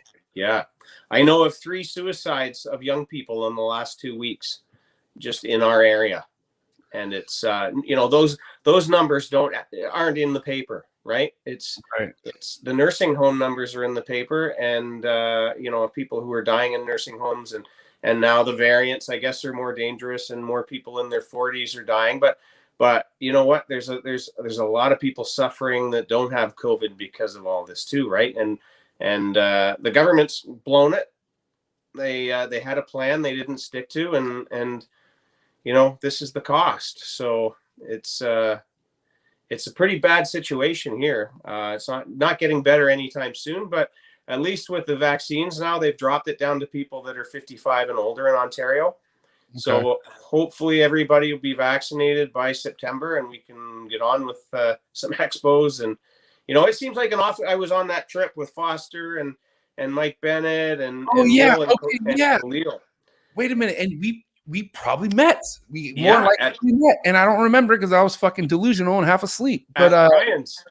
Yeah, dude, I forgot we talked about that on the phone, right? Yeah, and that just seems so long ago. And that was just the beginning, right? If we had known back then that it was going to still be going over a year later, right, I wouldn't have believed it, right? But that was a great time. We we got an hour outside of Chicago. So I vended all the expos here, so I was really looking forward to getting to that one, because when you vend at the expos, you don't really get a chance to walk around and talk to people, right? And visit booths and look at other people's stuff, right? So I was really looking forward to Tinley. That was my first trip to Tinley, and Foster's first trip to Tinley.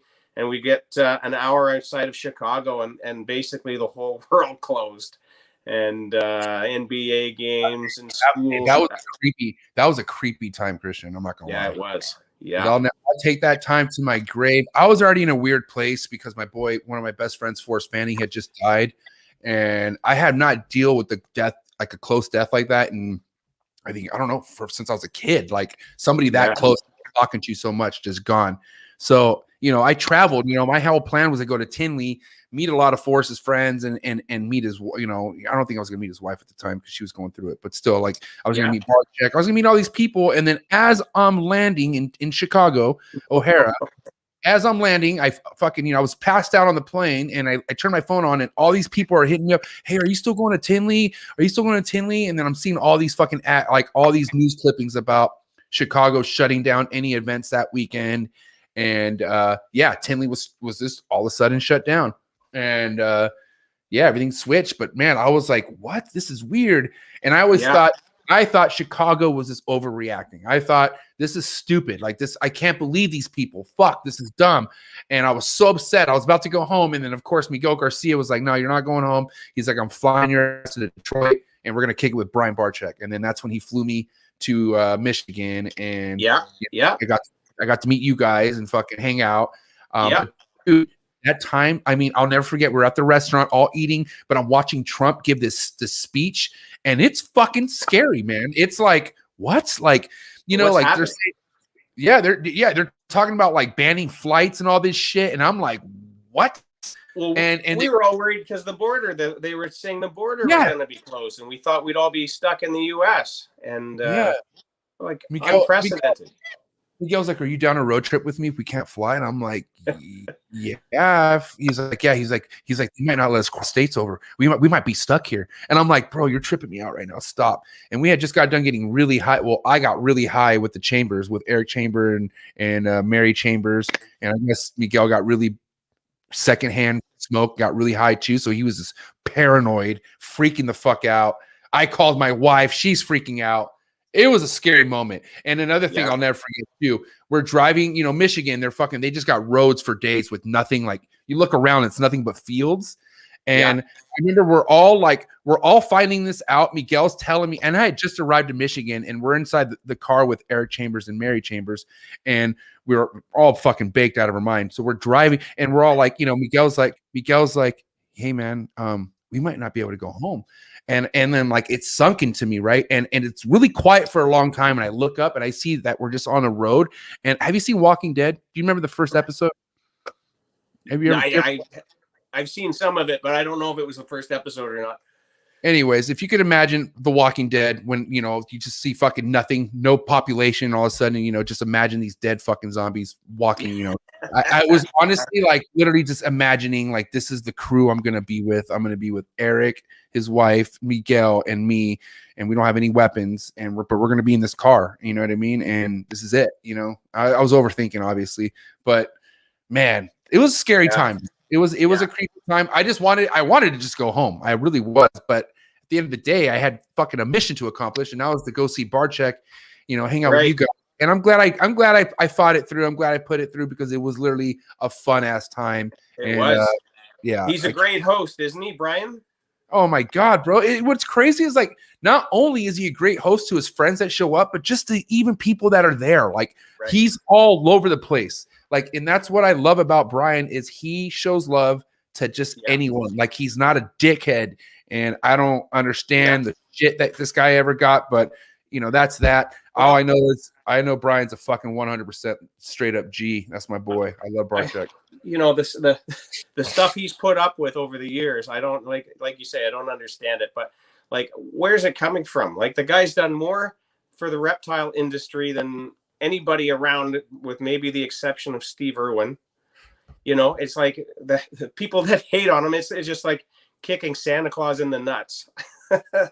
You know what I mean? It's like the nicest guy. I don't get it. He's it's like he was the first example of how fucked up cyberbullying can be for adults. I'm talking about for adults. We're not, you know, we all hear about for teenagers and shit, and which is terrible, but this shit literally, like these fucking mentality, these toxic mentalities of people who just tear people down from their home on their keyboards, and they don't have to face any consequences. They can just say what they want, boom, take off, and go about my day, even though I just fucking literally just disrespected the shit out of this guy and sabotaged his company and everything he lives for. You know, it's fucked up. But now the community's a lot stronger. People are more aware. Eyes are open. You know what I mean? People are just not listening. You know, there's still chirpers out there and people who are like, oh, well, this is what's going on. But people are actually looking for facts nowadays. Okay. So, and that's what I love. People look for the fucking facts. Don't listen to fucking Joe Doe, whatever the fucking Kentucky. Just know the facts. Figure out what the facts are. You know, that's all I have to say on that part. And look what he's done with that place. Man. So dreamy. I can't wait to go back. I'll be back there soon. I can't wait. Yeah, absolutely. Have you been to Tinley? No, well, no, that was the first time I've ever gone stateside for an expo. I've been down to the States lots of times, but never for an expo. Wow. And Tinley's come and gone so many times. The one in the fall, we're always vending at the one in Toronto, not the CRBE, but the next one, the One Day Expo. So I never made it to the fall one before. And the opportunity came up, and there's this road trip with all the guys from Ontario going down. I'm like, I'm in, let's go. So that was pretty disappointing, but it you know what? We had a great time. And I can't wait for that. It was so fun. So you know what? It's just we'll go when it opens up again. Can you do me a favor, Christian, and try to, I'm talking about things are going well. Cool. Come and go as you please. And once that happens, please rally up the crew and come down to California. Come to Pomona. I'm telling you, I got these VIP taco tour tickets. I'm telling you right now, I got so many of them, and I cannot wait to give them to some homies and take them around and show them what real Mexican food's all about. I'm got you. I'm in. Love Mexican food. Telling you right now. And okay, while we're on the subject of food, if I were to go to your neighborhood, what is one spot you would take me to go eat at? What is one spot you're like, okay, MJ, I know you love food, so I'm taking you here. Where would you take me? I'd probably take you to Adamson Barbecue in Toronto.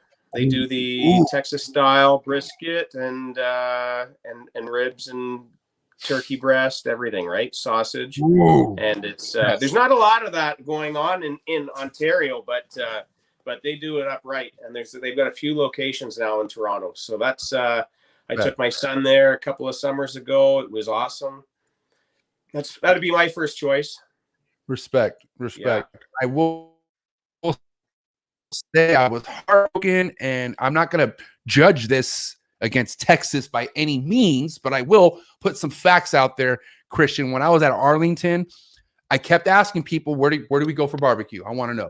And they kept, I don't remember the name, but it was they all said the same spot, right? And boy, was I disappointed, man. It was just like, the salt overthrew everything. It was just like, it smelled great. The presentation was awesome. The ribs weren't too bad, but it just wasn't. I've had real Texas, and I'm not going to say that wasn't real Texas, but I lived in Texas for 4 months. I lived down the street from this. It was called a Sports Box Barbecue. This fucking guy owned it with his kid, and they had oh my God, I'm gonna get emotional. They had the best brisket I've ever had. Is that right? I've ever had, and to this day, I always kept that with me. And San Diego has really good barbecue, but I was in my head, I was like, sorry, it'll never compete with Texas. And so I took that spirit with me to Arlington, thinking I'm gonna go to another barbecue spot like that. But no, dude, that spot was, it was just mind blowing. I can't really explain. But when you have real barbecue, what the fuck. Same thing with Mexican food. What's crazy is you could really get really good barbecue almost anywhere. Like there's people who have it down. You know what I mean? So not just coming out of Texas in the South anymore. People are really like making shit happen almost anywhere. So it's catching on too, eh? Like there's a real art to it. I did my first brisket a few months ago, and it was I cheated and used a sous vide. Do you know what a sous vide is? No, what's that? So what it does is it screws onto the side of a pot, and it's got a digital display, and then there's a fan in it, so it heats the water up, and then the fan circulates the water so it's evenly heated throughout the whole pot. So a brisket's too hot, or too big, so you have to put it into a cooler. So you get a vacuum packer, salt, pepper on your brisket, trim it all up, put it in the vacuum packer, shrink it down, and seal it. And then the water heats up the meat. So you put the brisket in the cooler full of water, and then the sous vide heats the water for 24 hours. So you set it to about 150, and then you take it out after 24 hours, and you cool it off in the fridge. Or in Canada, I just threw it in a snowbank. Then I finish it off on the smoker for 3 hours, and it turned out pretty good for my first brisket. It was I don't have a Traeger with something you can dial in the heat, for 24 hours. I just have a regular smoker that's a charcoal without the dampers. So it's kind of hard to do that for 24 hours and maintain your temperature. But the sous vide cooks it all the way through, for over a 24-hour period. So it worked out really well. I was pretty happy with it. But I gotta get the Traeger and do the authentic 24-hour smoke, I think. Traeger's on my list, man. I might ask that for my birthday this year. But Traeger, my boy Elsham, who lives, he's like my childhood friend of mine, and he got a Traeger last year, and Yeah. dude, I don't even want to cook my meat in my house anymore. I just go to his house. I'm like, yo, we're gonna eat at your house tonight, and it's perfect. It is cooked to perfection. Hot dogs, burgers, anything. It just takes next level in a Traeger. I don't know what it is. I'm not just pumping up. It's not sponsorship. I'm just saying it is bomb. Traeger is the real deal. Oh yeah, for sure. Yeah, I love them. Yeah, it was on my wish list for sure. I might have to sell some snakes and pick up a Traeger. Oh, definitely. Now let me ask you this. Now in Canada, right? I mean, we all know in the United States, ball pythons, just the reptile community in general is blowing up. Like, you know, with celebrities getting involved and putting it on their TikToks and shit. Follow my TikTok. But, you know, it's getting big. Now, how do you see this blowing up in Canada? Is it the same movement right now in Canada, you think? Yeah, well, for sure. Because so a few years ago, you know, it was kind of a lull in between. So like when I started, the market was way up here, and then, you know, it kind of came down a bit, and then a few things happened, and you know, I attribute it to a few different reasons. Justin Kabilka was like putting out some top-notch stuff, as he still is, and Ozzy with Orange Dream, and Mark Mandic was putting out stuff on his Instagram that was just off the charts that nobody had really seen before. And so I think those three guys kind of revitalized the market. And it drew a lot of people into the hobby that, you know, there was, you know, and some people would come in at the expos and say, you know, the ball python market's dead. And, you know, we'd go to an expo and you'd make about $300, but your table cost 160, right? And I think a lot of people lost heart and bailed out. And then all of a sudden it just starts coming back, and like clowns and pieds and, you know, all the double recessives. And it just, you know, with those guys, you know, doing their videos and stuff and putting stuff out there. But then in Toronto specifically, we had where we used to do our expos. It was a bit of a dump, and Grant Crossman, who puts our expos on, changed the venue to the International Center in Mississauga, just outside of Toronto near the airport. And that really brought a lot of credibility to the event. And when we started doing the expos there, it was like all these different people coming. You know, it was always the same people at the old venue, but now all these new faces are coming in, and you know, it just started growing and growing and growing. And now, you know, you can barely, well, the last expo anyways, you could barely move in those places on not even the big one, on the Sunday expos, right? So yeah, it's what's happening in the States is happening here. You know, you've got with Billy at Mutation Creation, and you know, and Corey Woods and Will and Mark, and just they're leading the charge. And then you've got all these, you know, the sleeper cells of guys that are you know, just quietly building their collections, but packing some serious heat. And there's, you know, I could name you a dozen names off the top of my head of guys like that. And you know, for example, like Foster comes out with that Orange Dream bongo clown, right? It's like, where did that come from, right? Just incredible animals being produced, and not just by the big four guys either. It's like, just, you know, it's across the whole country, right? It's things have been really good the last few years. And you know, with last year without any expos was by far my best year in sales. So crazy how that happened, huh? A lot of people were probably worried and concerned, but yeah, I was. Anything online, bro, anything online just blew off the shelves, man. Who would have thought, eh? Just unbelievable. Yeah, it's incredible. So, you know, and we see it here in the States, and the stuff that's being produced in the Facebook groups, and, you know, when expos were happening, or I guess in some states they still are, but basically that same hype is over the border too, and it's awesome. Yep, it really is. Yeah, it really is. I'm just thinking, you know, man, if you pull all the heaviest hitters in Canada, and like they were like a Marvel like comic superhero team, you guys would probably be the ones we would go to help. Like, we probably need your guys' help more than we have hitters.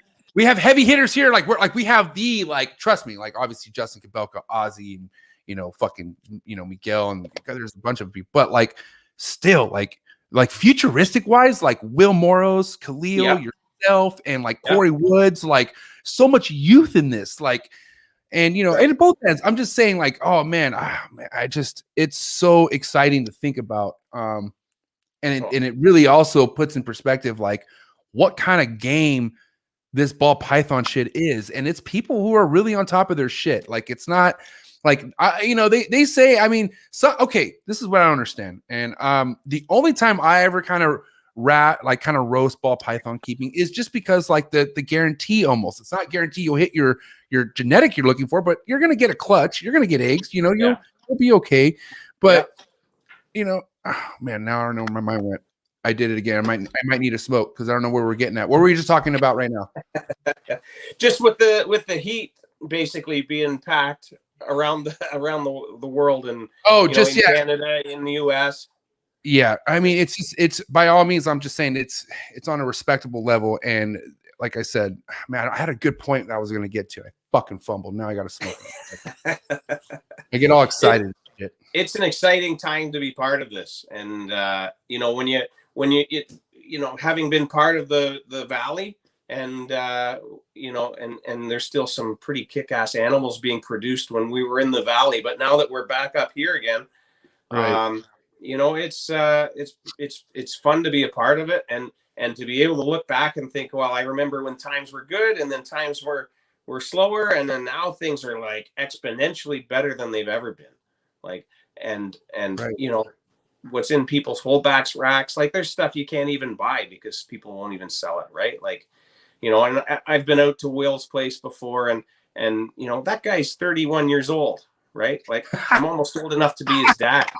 Right. And but dude, the vision he has, he's a man for 31. It's mind blowing. And there's other guys, that maybe aren't as well known as Will, but that have, equally kick-ass collections that are just, waiting in the wings, right? And just, it's exciting. And it's cool because, back when I started, there was a lot of fierce competition and trash talking, and it's like everybody's kind of come together, and everybody's, we kind of feed off each other's success, and that's what's fun about it. It's like I look forward to seeing what Will's going to produce, and Desert Ghost puzzles. Are you kidding me? And and just all these guys that are just stuff popping up here, stuff popping up there.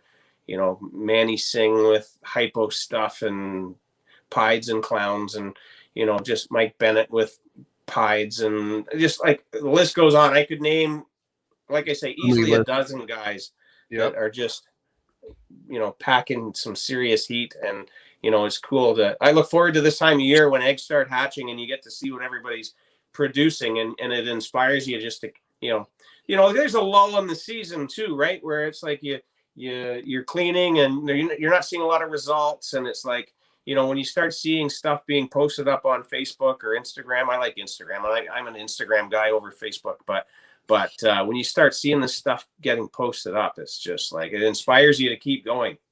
Yeah, it's an exciting feeling for sure. And if it's like your first season or so, it could really get into your head too. So just take a deep breath. It's gonna happen. Like I'll never forget how bad I wanted my first clutch, and I've told this story quite a bit. But one of the people I thought that was like leading me to success on breeding ball pythons told me that, oh yeah, man, if they have eggs in them, and like even if she ovulates, she'll still eat. And I'm like, oh really? I was like, okay. So like after every shed, I kept saying pre-lay shed. I was fucking kidding myself. I didn't know though. Like I just didn't know. Right. So,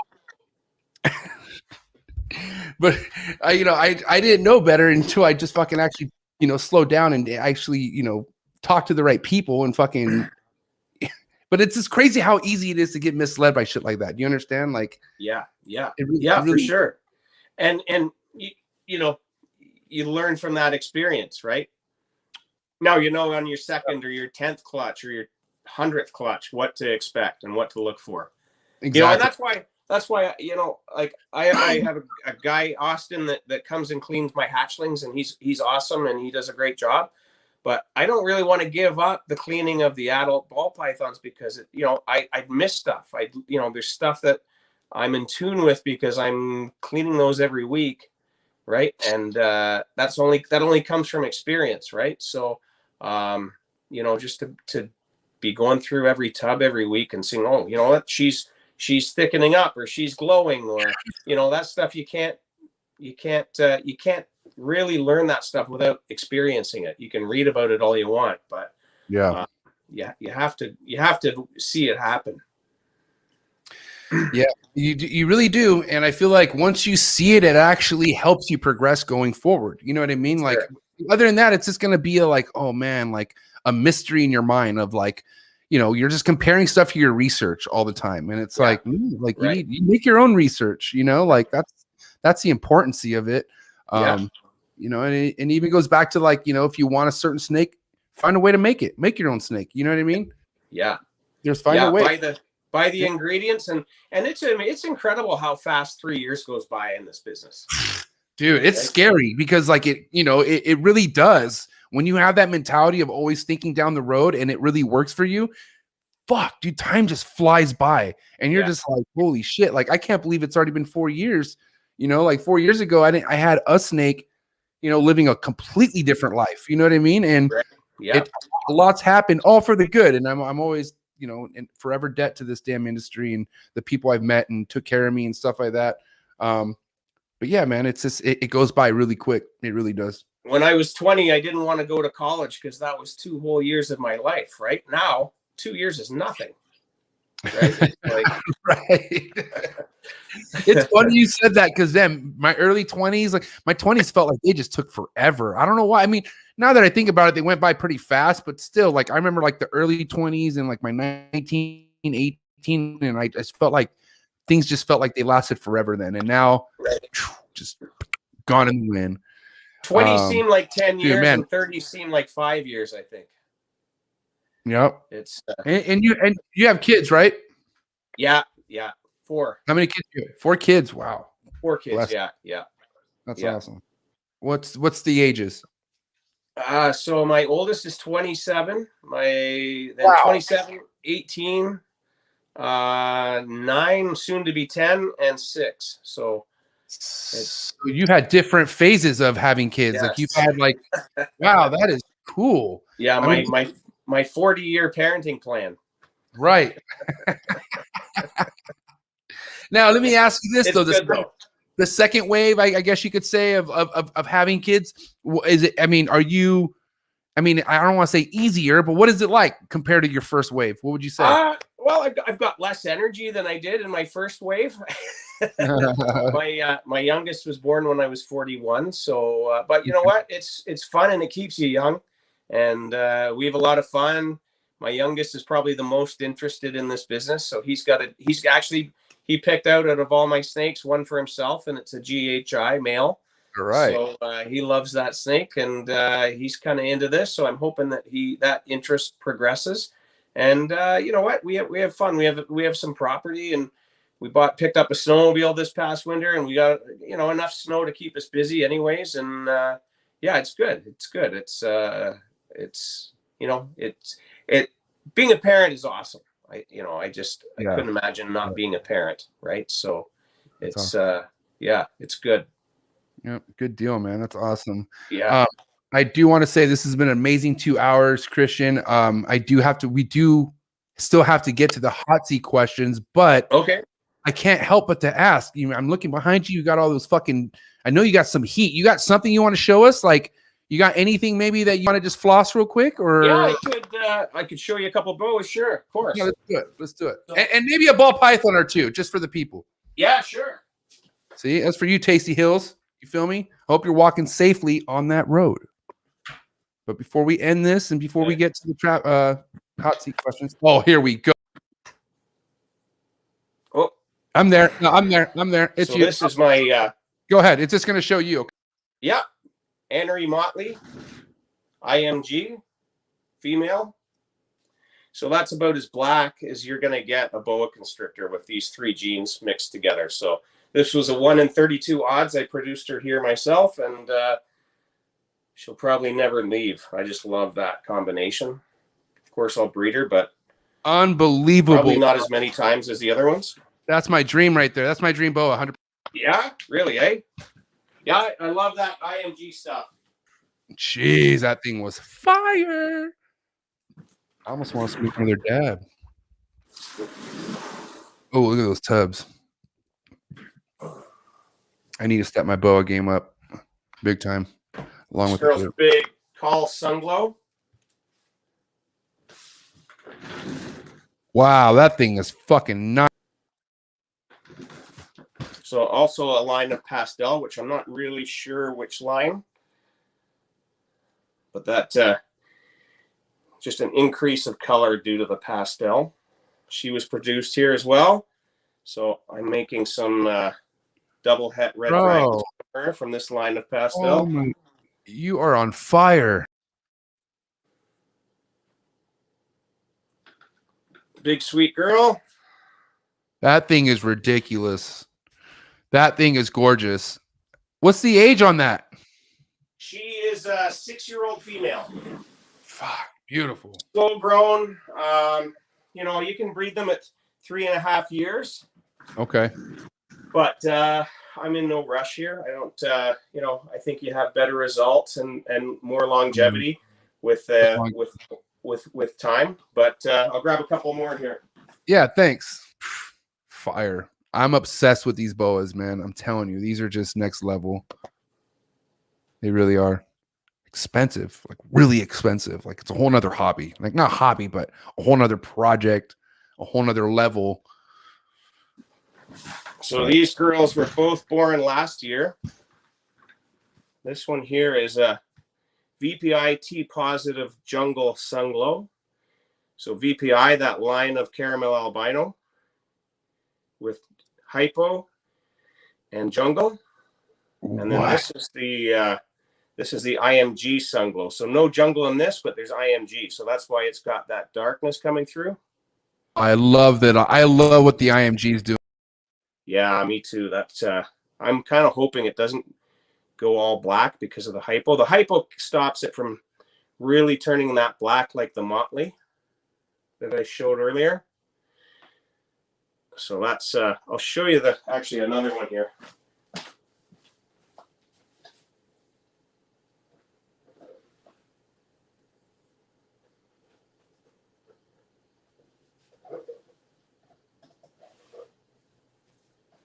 That is nuts. I'm a smoke again. So there's a VPI T positive IMG without hypo. So that's just a VPI albino IMG, and then this is a sunglow, so with hypo. And these were both produced by Dan Yuramovic in Alberta. This one has got to do some work with her. A little aggressive.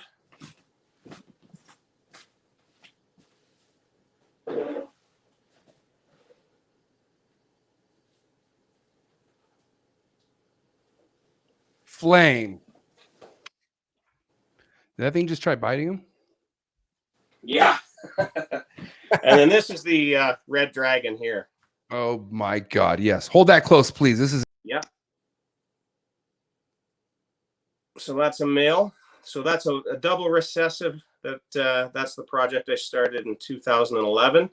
Bred an albino and a blood together, produced some double het, and then bred them back, the double hets back to each other. And then 1 out of 16 is the red dragon here. So now we need to get IMG into the red dragon. Oh my God. That is my goal to make that someday, man. I swear to God. And, you know, I think with what I pay, you know, the cost of feeding those double hets, I probably could have bought a red dragon, but when you produce it yourself from those odds, it's way more rewarding than just dropping some money on something. Yeah, I hear you.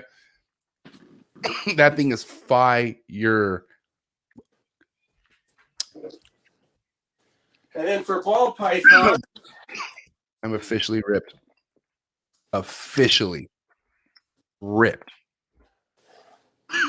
No more coffee. Oh boy. So this one's Desert Ghost. All right.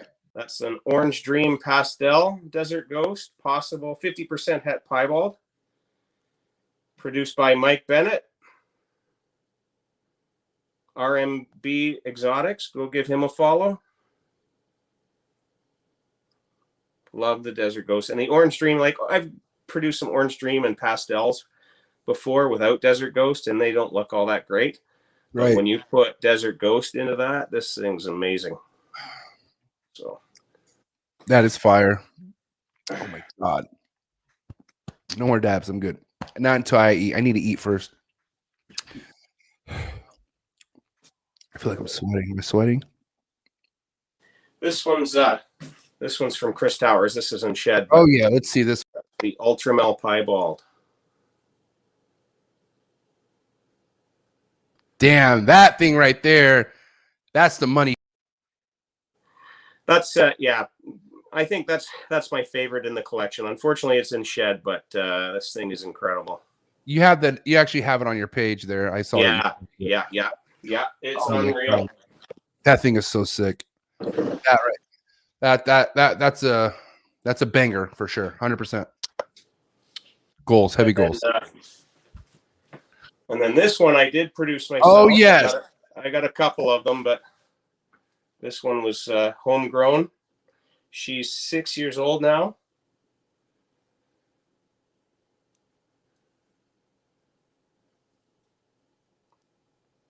So she's fairly high white.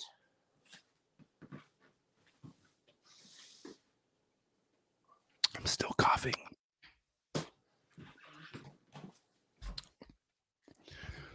Oh man, I don't know if I want In-N-Out or if I want a burrito. I gotta maybe take this to a coin flip. Do I have any coins?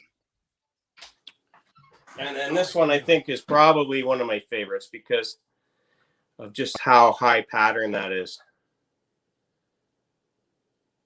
There's that white high pattern. That's my favorite snake. Yeah, it's up there. That is just unreal, man. That right there is unreal. So now I got to get GHI into this. Help me inquire something like that someday, please. Christian, let's just talk. I'm sure I have something you'll want at some point. You like Bell's phase monitors, huh? I need to get that MJ stuff like I do. That's like... There's the Super Enchi Banana Blade Clown.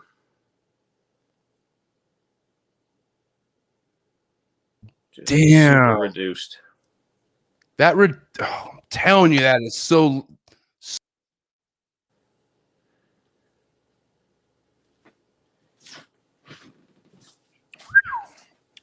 heavy times. I should probably have my headphones on. That's sick.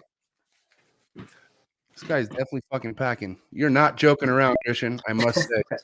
Years of holding back stuff. That's respect. Even the ingredients, I couldn't have afforded to buy the ingredients to that stuff, right? It's just basically, if you don't have tons of dough to put into this, you better have tons of time. It's it. Right? Yeah. And then that time leads you to your goal all the time. All the time. Right. It really is. It's the game. Yeah. No, go ahead, bud. Oh, you may not hit those odds the first year, but if you keep at it, right, and just keep, like I'd prefer the 1 in 8 odds over the 1 in 16 odds. The hat to hat and the 116. I mean, sometimes you can't get that. You can't buy the mail you're looking for, so that's the route to go. But if you can shorten those odds by spending some money and the 1 in 8 at least, cuts your odds in half. So it's the time has definitely been my strongest asset. I think just being patient and just stacking stuff away, double het females and stuff. Right? It's fun and it's the most rewarding way too. Man, you know what? I heard a saying yesterday, and it really made a lot of sense. But the whole mentality where time is money. Time is not money. Time is worth more than money. Time is beyond money because you can't you can get money back. You can't get time back. You can make more money. You can't make more time. Yeah, it's so true. And once you kind of understand that mentality and you live by that, man, Yeah. You'll go far. But it's a day-by-day thing, and I will tell you right now, because of this hobby, not only have I become a better person, but I've just learned that patience is your best tool in this fucking industry, man. If you just don't have a timeline and you just fucking say, well, I want to keep this thing, and hopefully someday it breathes for me, and you just enjoy keeping it for what it is. Yeah. I'm telling you. For sure. So, enjoy the process. Yep, 100%. That's it. Day by day. I always say this almost every day by day. That's all you can do. You can't do other shit. You can't do shit otherwise, but take stuff day by day. Right. Absolutely. So, amen to that. Amen to that. Amen to this episode. This was an amazing Trap Talk session. I appreciate you so much, Christian. Like I said, before you get out of here, I do got to hit you with the hot seat questions. Okay. Okay. So I'm high, but I'm not that high. Okay. I know you're not going to get out of this. All right. So we got hot seat questions from my man, Endorphin. Let's go. I don't need any explanation. I just need you to just spit them out. Okay. One after another. You ready? Yeah. All right. Hot seat questions from my man, Christian. Frozen thought or live? Live. 8 cut or no cut? Cut. Big flexor or no flexor? No flexor. Baseball or football? Baseball. Respect. Steak or fish? Steak. Van Halen or Sammy Hagar? Oh. You gotta be prepared for this. Van Halen. That's a tough one, though. I love Sammy. Yeah, but you can't go. It's Van Halen. You know what I mean? Respect. Know.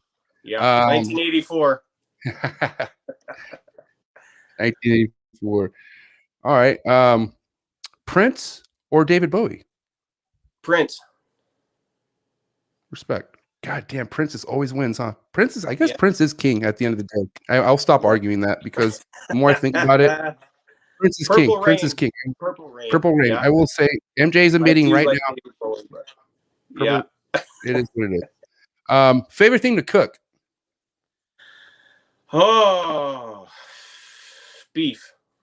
Beef. Okay. Favorite location to visit?